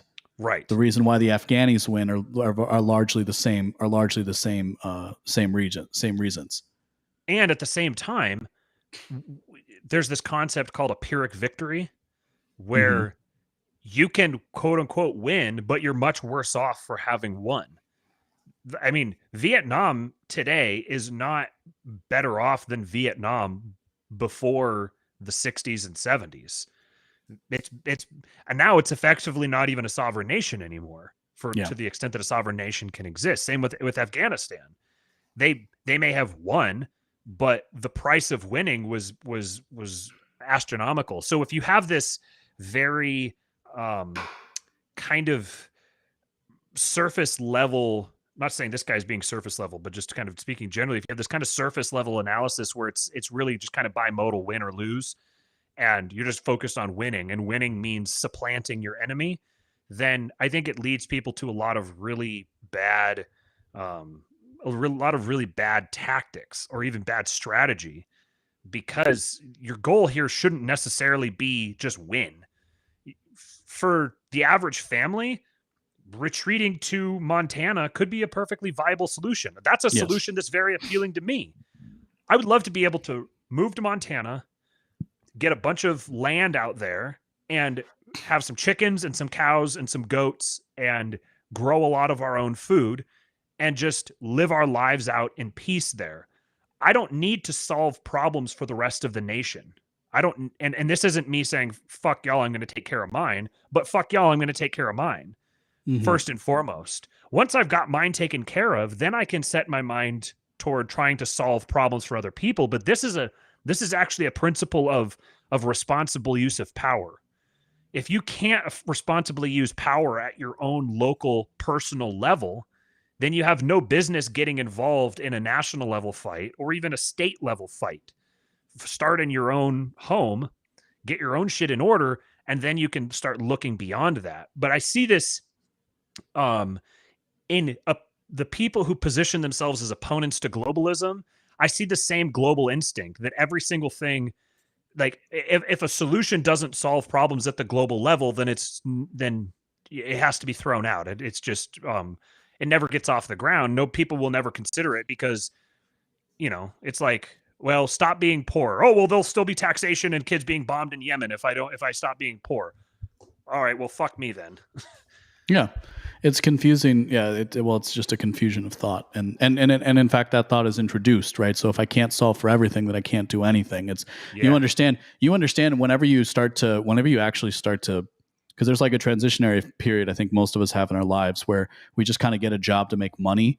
And then we eventually get enough skills to where we start to get paid for our skills instead of the fact that we can just stand in a store for like 8 hours a day. And part of that transition is you start to see the futility of trying to solve everything before you actually like move forward, because you have to move forward. And that's a very effective way of constraining people while acting like you're advocating for them, encouraging people that if your solution doesn't solve problems for everyone at all levels at all times, then it doesn't solve problems for anybody at any level at any time. That's a good way to make it seem like a friend when you're actually a Fed. Mm-hmm. Highlighting something that Andrew said here real quick. He's catching up. He's a new father, so we have patience for him. He said he's catching up at 1.5 speed. He says using power is a cost. The more you spend your power, the less you have. The fact they're not using their power against the people definitionally means they're accumulating it. Mm-hmm. Yep. And so so this is where again I think he kind of starts to fall off. Again, recognizing that an isolated society can outlast a central authority given geographic conditions. Geopolitical conditions is one thing. I don't think it really makes the case for isolationism as he puts it out there. And the same thing is going to go for this next section, where I think he starts with a weird because he uses ethnicity. Using ethnicity as your definitional term is, again, I'm just going to use the word again, it is problematic because it doesn't really stand for anything, as we're going to kind of see as this gets teased out. And then he finally talks about post-libertarian. So it's like, that's why I kind of want to move quickly through this and not spend too much time.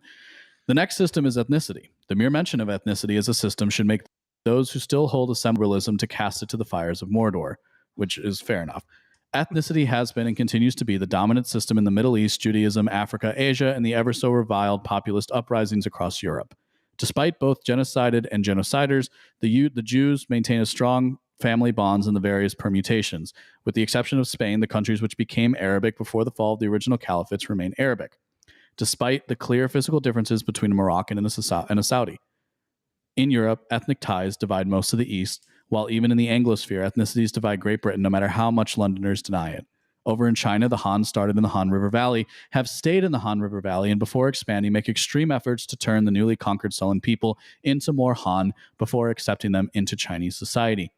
Because of strong gatekeeping, ethnicities do a poor job at expansion. Almost no one after the caliphate fell is considered Arabic, and there are very few new additions to the Chinese Han. However, how many Jewish converts can you name? Further, building an ethnicity takes a unique set of circumstances reliant on extreme military power or extreme oppression of a particular group over millennia. In America, ethnic ties bind some of the lower and immigrant classes, but are eventually done away with as the ethnicities breed and the ties to mother countries are completely erased. Ethnic bonds, therefore, have high vitality but are difficult to build due to extreme barriers of entry and unique set of circumstances for their subsequent development. So, in brief, he's conflating ethnicity with religion. Mm-hmm. Like he's taught, like it just that's what he's conflating ethnicity with religion. And the point that I think he would be better grounding on is the general point, which is a more homogenous society. What has been studied and proven to be true is that a more homogenous society is a more stable society, is a higher trust society, and the more you affect the homogeneity of a society, the lower the trust becomes. This is the studied sociological effect in all the major institutions, which is one of the reasons why they have to rely so much on the religious frame to talk about their cult of DEI, right? Their cult of diversity, equity, and inclusion. I think it's most clearly seen here that, specifically, he says, despite being both genocided and genociders, the Jews maintain strong family bonds and various permutations. and then with the exception of Spain, the countries which became Arabic before the fall of the original caliphates remain Arabic despite the clear physical differences between a Moroccan and a Saudi. The clear physical differences would itself be the ethnicity. If there's clear physical differences, they don't share an ethnicity. What they share is Islam. They don't share being Arabic, because Arabic is and not call even a clear Moroccan and call classification. a Moroccan Arabic to an Arabic's face and watch what happens to you. Right. So it's what he's noticing here with now, this is what's interesting. I want to kind of highlight this here, because specifically with the Abrahamic religions, there's something that I realized as I began to study and better understand the apostolic traditions. And I think this is, from what I've been able to tell so far, this is more present in Eastern Christianity than Western Christianity in general. But Christianity is an ethnicity and a religion in the same way that Judaism and Islam are. That's how it at least how it was for several hundred, 1,000 plus years. It manifested in the same way. So Judaism is interesting in that we encounter this the most in our lives here, although Islam is becoming more and more of a factor in the sense that it's not just a religion, it's an entire culture. It's an entire way of being, an entire system of life that communities bind themselves around and are insular within. There's a very clear sense of the other, insiders and outsiders. It's not naturally, he talked about gatekeeping earlier, there's a natural gatekeeping sense where it's very clearly delineated who is part of the tribe and who is not part of the tribe. And this is how Christianity has been throughout basically all of its history. This is how Eastern Christianity still is. It's less the case, it's not the case at all throughout Protestantism. It basically doesn't exist. You can get strains of it to some degree in the really super conservative, weird Protestants, like Seventh-day Adventists, where I grew up, where there's a very strong sense of us versus them. But it was very interesting to me to view Christianity through that light. Yeah. And really, I think what a major step that was taken that kind of split those things apart was the separation of church and state doctrine. Because once you create this concept of the secular and the religious, and you treat them as separate frames or distinct or discrete systems, then that's where you get this concept where there's something that somehow kind of transcends religion or ethnicity, and downstream from that you get the atomization of the individual, and that there's some sort of a higher principle, higher even than your ethnic heritage or your religious heritage. There's some higher principle that we all universally must pay homage to. That was something that really kind of arose in between 1000 and 1500 AD. Is you got the concept of the seculum and some of these things that sort of really started fleshing themselves out then. Right. Well, it's where like you take on, so you could almost say you take on the identity of your former king unto yourself. You call that an ethnicity. And then, right. And so what happens when you put those groups together, Irish and Italians are very good examples of this. You find that in fact, over a generation, those tend to fall away, and the ethnic differences fall away, and the religious similarity is what overtakes that. Right. Yeah. So back to the piece here. I just think that he's making interesting observations here, but it's like he's got his terms switched or something's inverted. There's something that's not aligned with what he's saying. He's still, when he makes this point, because of strong gatekeeping, ethnicities do a poor job at expansion. That is not necessarily true. And that didn't stop the British from taking over the world. Right. It's particular ethnicities may, but actually gatekeeping can be a very effective way of expanding and getting true expansion that actually lasts, that actually has, to use his term, vitality. Yeah. Because you're not getting false growth, you're getting true growth. You're incentivizing true growth. I have a paywall on my Discord, and it hasn't grown fast, and it's really kind of plateaued since I stopped doing episodes, but the group of people that we have in there is really, really strong because it's gatekeeped. Not anybody can just come and go from in there. So that's just one example. Gatekeeping can be a good way of ensuring that you actually have healthy growth. Yeah, right. Well, and it's kind of like, what do you mean by gatekeeping? So he goes on to say, all of the solutions which have vitality have one thing in common. They are ways of organizing relationships. Relationships between individuals, between classes, and between one's relationship with the, quote, end goal, however defined. Thus, in order for any of the solutions to work, relationships need to be paid fundamental attention, which is partially why honor cultures last so long.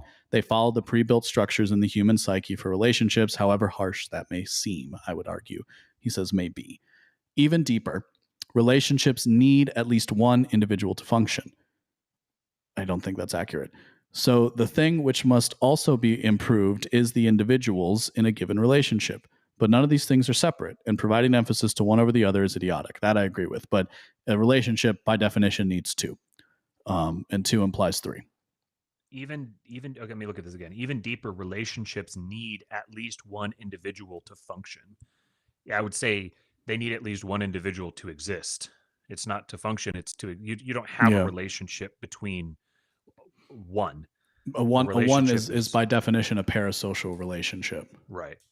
Yeah. So the thing which must also be improved is the individuals in a given relationship, but none of these things are separate, and providing emphasis to one over the other is idiotic. Yeah, I agree. Actually, I think this paragraph is perhaps the strongest paragraph in the entire piece. I think it's a very good observation, both that all of these things can be reduced to relationships, that all these things are relationships, that humans exist irreducibly within relationships, that you can't evaluate human beings outside of their relationships. Human beings don't exist outside of their relationships. We're a relational species. And if you're trying to create the so-called end goal, then you can't just evaluate the individuals and you can't just evaluate the relationships. You have to evaluate both as in synchronicity with each other. You have to evaluate them as one cohesive whole. There's actually an interesting Trinitarian observation within this of the irreducibility of the one and the many. Yeah, because really you need two. You can't start with one. You need two. I see what you're saying. Yeah, and two implies three. Right. Yeah. Because if you have a child, that means you have parents. Right. Exactly. It's a fractal, as I've heard somebody say before. Who would have said such a thing? All right, so here's where he gets to the post-libertarian business. So he says this 2 hours in. 2 hours in. This highlights the debate between post-libertarians and libertarians. The post-libertarians rank order their priorities as the self first, relationship second, and the system of the future as a distant, if at all, thought. Many of them completely dismiss the future as either hopeless or out of their control entirely. Meanwhile, the libertarians have too much focus on the future of the system, the individual, and then maybe some discussion of the community/relationships needed for the future. Criticism. A little funny thing. Yeah, go ahead. The last paragraph was probably the strongest paragraph in the entire piece. Yeah. This is probably the weakest. This was the one I saw the screenshot of first, and I was like, what? What are you? I actually forgot that all that stuff happened before this, because this is, as I read it the first time, this was like, what's happening here? This literally everything you said is wrong. Right. So let's round it out, and then we can just kind of go. Yeah. Let's just kind of go for it, because I have this thing where I want to make sure the author's words are always said in their fullest context. Right. When I'm reading a piece that somebody bothered to write and spend their time to do. Criticism. So he says, so let's go back a sentence. Many of them completely dismiss the future as either hopeless. The post-libertarians, he says, are out of their control entirely. Meanwhile, the libertarians have too much focus on the future of the system, the individual, and then maybe some discussion of the community and relationships needed for the future. Criticism from both sides for another is correct, because both sides mistake what should be emphasized. The individual cannot be improved without a vision of the system in which he is trying to create. On earth, not heaven. And the relationship needed for such a future. Relationships cannot be improved without competent individuals partaking in the relationship whose competency is shaped by the future he wants. The future cannot be built without either good relationships or competent individuals. Importantly, both sides mistake the purpose of future planning. The post-libertarians hold that future plans are pointless and we should live in the day-to-day. The libertarians hold that future plans are the only thing that matters, but have no plan for the day-to-day. Here, I think it is best to speak in broad terms that future concrete plans are idiotic. The future is too dense a fog to penetrate. Learning from history, we know that is the cathedral. Learning from history, we know that this cathedral, like all systems, will collapse, but we don't know how the rubble will fall. Thus, we should have an idea of the future, which is not so specific. It limits us to a certain path, but not so hopeless or apathetic it renders the idea pointless. Having an elastic future ideal allows us to set the groundwork for what relationships are needed. These relationships guide us to the type of competency we should have as individuals, but in order to achieve that future, we should have competent individuals who can create such a system. By looking at the systems with high vitality, the systems which have been shown to live past the falls of empire, we can examine the individuals and relationships in said system and attempt to build all three in congruence with one another. This is so surreal listening to this read here, because it's like, so there was the sentence that I said I think is the best one, or the paragraph that I think is the best in the whole piece, followed up by the paragraph that I think is the worst, followed up by the paragraph that I think is probably another competitor for the best, followed up by another paragraph that I think is a competitor for the worst, followed up by a paragraph that I think is a competitor for the best. It's like each paragraph I'm like, oh yeah, oh yeah. And really I think this is why when I read this, I was like, all right, I want to do a response video to this, because I think this is a guy, whoever he is, I have no idea who he is, and I have no idea if he'll ever hear this, but I think it'd be really useful to talk with this guy, because I think we agree completely in principle. I think where we disagree is either where we haven't been clear enough in communicating our ideas, or where he just hasn't understood what we're saying. Because where I think the paragraphs that are weak are the ones where he's describing what we think.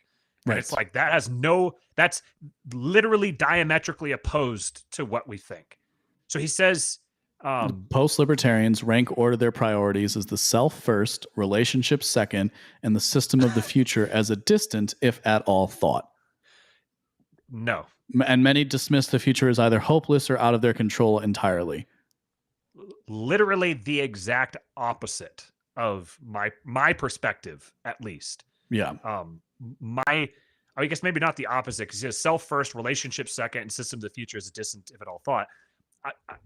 I wouldn't rank order them at all. Well, I wouldn't. Yeah, I disagree with his categorizations, really, is what this comes into. Like, that's where I think that's probably why the summation sounds nice, but his actual breakdown, his actual analysis is incredibly wanting. Precisely because it doesn't, like, that's not the divide. I wrote about the divide in the Post-Libertarian Moment Defined, which you can download at postlibertarianmoment.com. And the divide is between libertarians who want to make political statements and libertarians who want to take political power. That's the divide of the post-libertarian moment. And the people who take the latter seriously are people like us who say, if you really want to go down this path, you can't do it in a way that isn't going to work, because then you just become food for the empire. Yeah, I can hear a libertarian hearing what you just did, that dichotomy you just set up, and saying, well, no, we're the ones taking over the LP, so we're actually the ones that care about taking political power. No, you're not taking political power by taking over the LP. That's the whole fucking point. Yep. By taking over the LP, you're making a political statement, because the LP is never going to wield political power. That's kind of the root critique. So, and then he says libertarians have too much focus on the future of the system, the individual, and then maybe some discussion of the community or relationships needed for the future. I don't think that the libertarians have any focus on the future of the system. I don't think that the libertarians' relationship to the system, whether it's focused or not focused, it's completely abstracted. It doesn't have any basis in time or reality at all. He would have done better. A theoretical discussion. Yeah, he would have done better to completely set aside this like future business And if he had said that the post-libertarians are more interested in the relationships and less interested in the self, whereas libertarians are more interested in the self and less interested in the relationships, that's an accurate descriptor, I think. Yeah, or at least the danger that we fall into. That's the potential ditch that we can veer into. Right. Well, and the reason being is because what he wants to do is say both sides are wrong. This is correct. You have to think about the future, right? So like that's where it's a weird dichotomy to create to then bring your point across at the end here. Yeah, because both sides make mistakes. The individual cannot be improved without a vision of a system he is trying to create. Yes. And it's like, yeah, it's this post-libertarians hold that future plans are pointless. That's not true. Not even slightly. In fact, the entire concept of like clean your room or like take care of your own stuff is future planning. Yes. It is precisely a future planning. It has nothing to do with the day-to-day. The root of our critique of libertarians is that they're too high time preference, that things like taking over the LP or trying to spread the message of liberty are high time preference activities that don't have a full appreciation for their historical context and don't actually have any future. What was my whole debate with Angela McArdle was, we're gonna get a bunch of libertarians elected. Okay, and then what? What do you mean, and then what? What are those libertarians going to do? Well, they're going to be libertarian politicians. Okay, well, what are they going to do? There's no answer. It's just kind of like, well, it's self-evident that once we have the right people elected, or the answer is secession. It's like, okay, so you're going to bring on another war, right? Okay, so how are you going to do that? What's the plan for like, what pieces of legislation are you going to present? How are you going to negotiate this? What's going to be the incentive for the regime to permit that? Like how have you game planned this out, or is this just that like we're just going to get all the right people elected and it's going to solve our problems? Which reveals really the critique is accurate when we say that libertarians are people who they oppose democracy because democracy isn't democratic enough. They're saying we need to get the most democratic people, the people who are the truest supporters of democracy need to be the ones who are in positions of power, and then everything will be fine. It doesn't just electing libertarian people is not going to actually move the needle because the system doesn't give a shit what the people actually want, which is like the libertarian critique of it in the first place. Yeah. It's kind of like so he says, okay, so then he says it's best to speak in broad terms. Concrete plans are idiotic. Okay, so concrete future plans are idiotic, which you can easily replace with what he says. What does he say? The post-libertarians, that the system of a future is a distant at all thought. It's like, yeah, this is again where I'd be curious if the gentleman were to like reach out, is like, who were you listening to when you kind of created this notion in your head? Because I'd be interested to see how that transmutation occurred. Because what he does is he returns to a rather salient point, right? I completely agree that the future is too dense a fog to penetrate and that all systems are prone to collapse given enough time, right? So thus we should have an idea of the future which is not so specific, it limits us to a certain path, but not so hopeless or apathetic that it renders the idea pointless. I think he would put you and I in the hopeless or apathetic, and I am not hopeless by any. If I was hopeless, I wouldn't have a show. Right. And if I was apathetic, I wouldn't have a show. Where I've done a lot of work to try and make complex ideas simple and to try and explore political concepts for people in such a way that they can gain a better perspective, right? Mm-hmm. Like a part of what I do and why I disagree with certain approaches that other people take is part of what I do is like, okay, so we have this cable news model that relies on anger because anger helps you react. So what happens if we can analyze popular news stories without that anger? Right. That's like, honestly, it might not always come across on Twitter. Certainly not going to come across on Twitter, but in my podcasting, it does. Because that's always been something that's animated me, even when I was more inside the cathedral, if you will. It was always that business of trying to like get everybody to agree or like, no, but what about if you see it this way and da da da da. So yeah, so it's kind of like again, he comes to a decent conclusion, but like the path there is strange, and that was kind of what we were talking about beforehand, and hopefully what we've highlighted as we've gone through the piece is is just it's kind of a strange pathway. Like you're definite, and where the teachable thing is, that's why the way you define terms matter, right? And that's one of the beginning points of philosophy, I would argue, is a proper definition of terms. And that's why you can see of what appears as a pointless conversation as needing to go back and forth on the definition of terms. But like that's the realm of philosophy.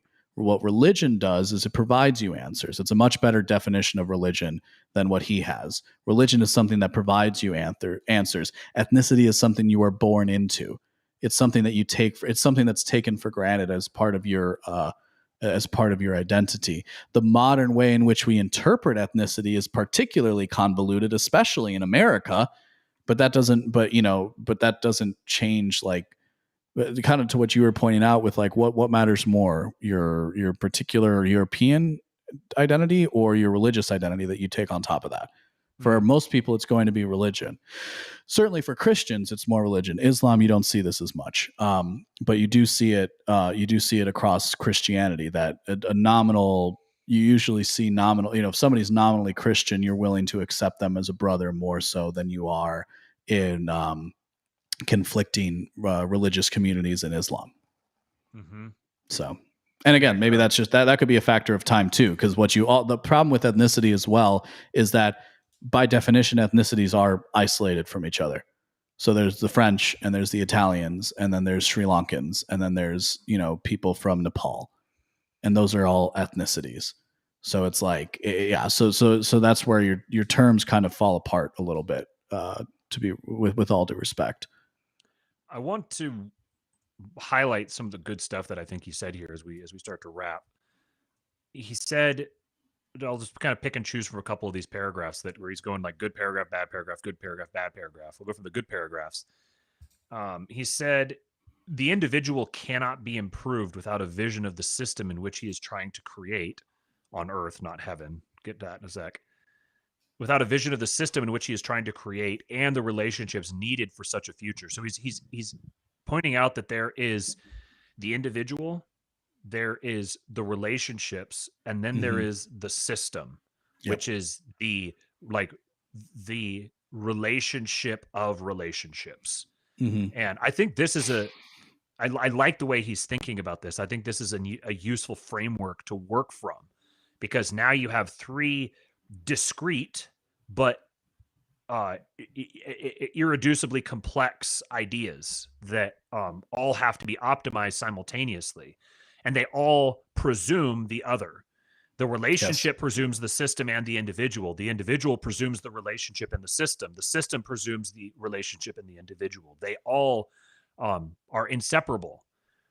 He says relationships cannot be improved without competent individuals partaking in the relationship, whose competency is shaped by the future he wants. The future cannot be built without either good relationships or competent individuals. I want to highlight, though, he says the system he's trying to create, and he says on earth, not heaven. He's revealing his own religious presuppositions in this, which is that there's a difference. Or that difference is relevant for the practice here, which the notion that there's this distinction between earth and heaven, and that's going to inform the way we behave, that there would be a difference in whether we were trying to create a system in heaven versus trying to create a system on earth, that itself is a theologically loaded idea. Specifically, this is modern Western American Christianity, which again, it seems like is his primary influence. Apostolic Christianity would say that there isn't a difference on earth as it is in heaven. Exactly. That is actually exactly what we are doing, is we are actually instantiating heaven on earth. That is what building the optimal system is. You're recognizing the optimal system is heaven. And the reason that Christ manifested as a man on earth and lived and died and resurrected and planted a church, and that church was sent out into all the world, was literally specifically to bring heaven to earth. So these things are not they're not in tension with each other. They're not in conflict with each other. And I'll tie into that in just a second. He also said in his last paragraph that in order to achieve that future, we should have competent individuals who can create such. This is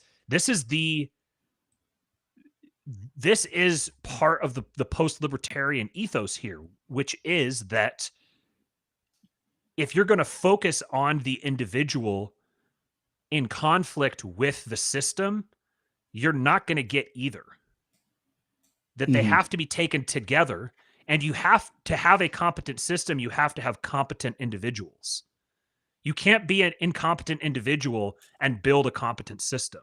Yes. This doesn't start with, we're going to figure out the ideal system. We're going to institutionalize the ideal system, and then the optimal individuals are going to sprout from it. It doesn't work that way.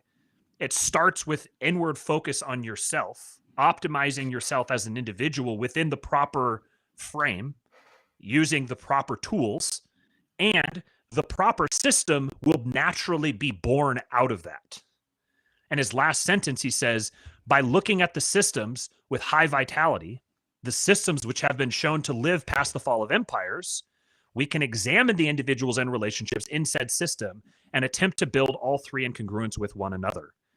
That right there is apostolic Christianity. That's what led me to apostolic Christianity. Precisely that observation right there. What system has been shown to live past the fall of empires? And what system has been shown to optimize the individuals and the relationships and the system itself all in concert with each other simultaneously? It was this political inquiry that led me to apostolic Christianity. And there I am. There I sit. Andrew says science doesn't prove God, it presupposes him. Right.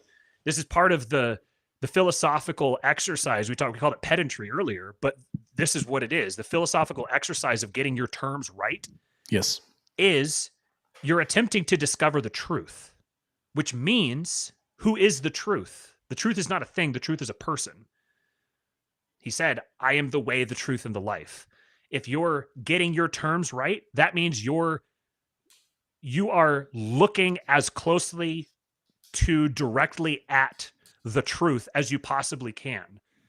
And once you've done that, everything else will fall into place on top of it. This is why the philosophical exercise is all about the pedantry of getting correct terms. It's 99% getting correct terms and 1% drawing conclusions from those terms. Yes. But what people want to do is spend 1% of their time getting the correct terms and then 99% of their time drawing the conclusions, which means that they're not focused on the truth. Precisely, which is why, ironically, as a skeptic, setting aside the idea of truth has actually been highly illuminating, because everybody says that they have the truth. And so, doing the extra work from a philosophical perspective to go out and pursue what everybody says is their truth actually leads you to a grander understanding. And I think invariably leads you back towards religion, which I think is the, I've said this before, I'll say it again. Theirs was an age of fission. Ours is an age of fusion. We are the people who will restore a holistic understanding of humanity to the broader people. That's actually what we're engaged in. You can call it post-libertarianism or whatnot, but that's actually what's happening. Is it's taking. I remember sitting in a classroom and, is it going to be a time for philosophy? And I argue that the time for philosophers was coming, and this was like 2 years before Jordan Peterson became very, very popular, and everyone would kind of like chuckle and shake their heads, and it's like, well, no, it's because we've reached what a strictly materialist science can give us. We've reached the limits of it. Now we're talking about most science in the physical realm in physics are dealing with particles that you can't even perceive with the naked eye, or even with you're talking about subatomic particles, right? That's where a strictly materialist science is. That's what the strictly materialist science is focused on. So that leaves open how we construct society. And so that's why I started where I did. We're talking about fusion, right? It's taking maybe, looking at like evolutionary biology, which perfectly gives you the reason for religion in strictly scientific non ordained terms, right? It's highly adaptive because it creates the conditions under which a people can thrive, precisely because it goes against it goes against basic animalistic nature or naturalistic nature of us as a species unto ourselves, right? Because there's like humanity as like the ape, the violent ape, and then there's humanity as the enlightened man. Both of us live that reality. All humans live that reality every day. Is the difference between those two things, right? And so, and then the final point, what I wrote about in the Zenith of Enlightenment is precisely what the Enlightenment gets wrong, which is they look at things as being a bifurcation between instinct and reason, which is just incorrect, because those things, right? Materialism, separating things out into their constituent parts. It's actually those two things plus faith. The human being is instinct, reason, and faith. It is not just instinct or reason. And so given that years of philosophy and secular thought started from the premise that instinct and reason is all that exists, and reason and highlighting reason over instinct is the best path forward, you can see how people starting from the wrong premises can come to incorrect conclusions. And what we have learned precisely is that we are far more of a holistic creature that relies on our intuition and our animalistic nature than we would care to admit. I just want to take a moment to appreciate the fact that it is the Cuban guy who is declaring that it is an age of fusion. Fair. Yeah. The shitposts aside, I like that framing that you just set up there. You said, yeah, it's pretty oriented towards the future, wouldn't you say? reason, instinct, and faith being like that which I was gonna say transcends, but that's not the word I'm looking for. It unites. Yeah, it unites and elevates. Yeah, it and harmonizes. Takes to the next level. It's the difference between two. Instinct. It's the three that exists with only two. Yeah, it's Trinitarian again. So there's a term here that I haven't seen in any of Western Christianity, which is the nous, and the nous being the third component with the mind and the soul. So you almost might say that like the soul would be the instincts, the mind would be the reason, and the nous would be the faith. The nous being there's overlap conceptually kind of with the pineal gland in like Eastern mysticism, but the nous is like the organ in your mind. It's not an actual organ, it's the organ in your mind that through which God speaks to us. It's like the capacity. It's what sets man apart from the animals. It's the capacity to have a direct relationship, a direct communication relationship with God. Yeah. And so the nous is like, that's the avenue of faith, which is what binds the mind and the soul together. There was something else that you'd said that I wanted to respond to, but I was too hung up on the fusion joke. What I was going to say is that Josiah, I think, is still listening, and I want to give a shout out real quick to Josiah Bartlett. He has the best analogies that I've ever heard in my life. I barely understand anything that he ever says, and I think he takes that as a bad thing, and I think it's a very good thing, because it's not that he's unclear in his communication. It's that he's operating on another level. And every time he says something, it takes me a minute to like level myself up to actually function on his plane. But he's been doing this thing lately, running with this idea of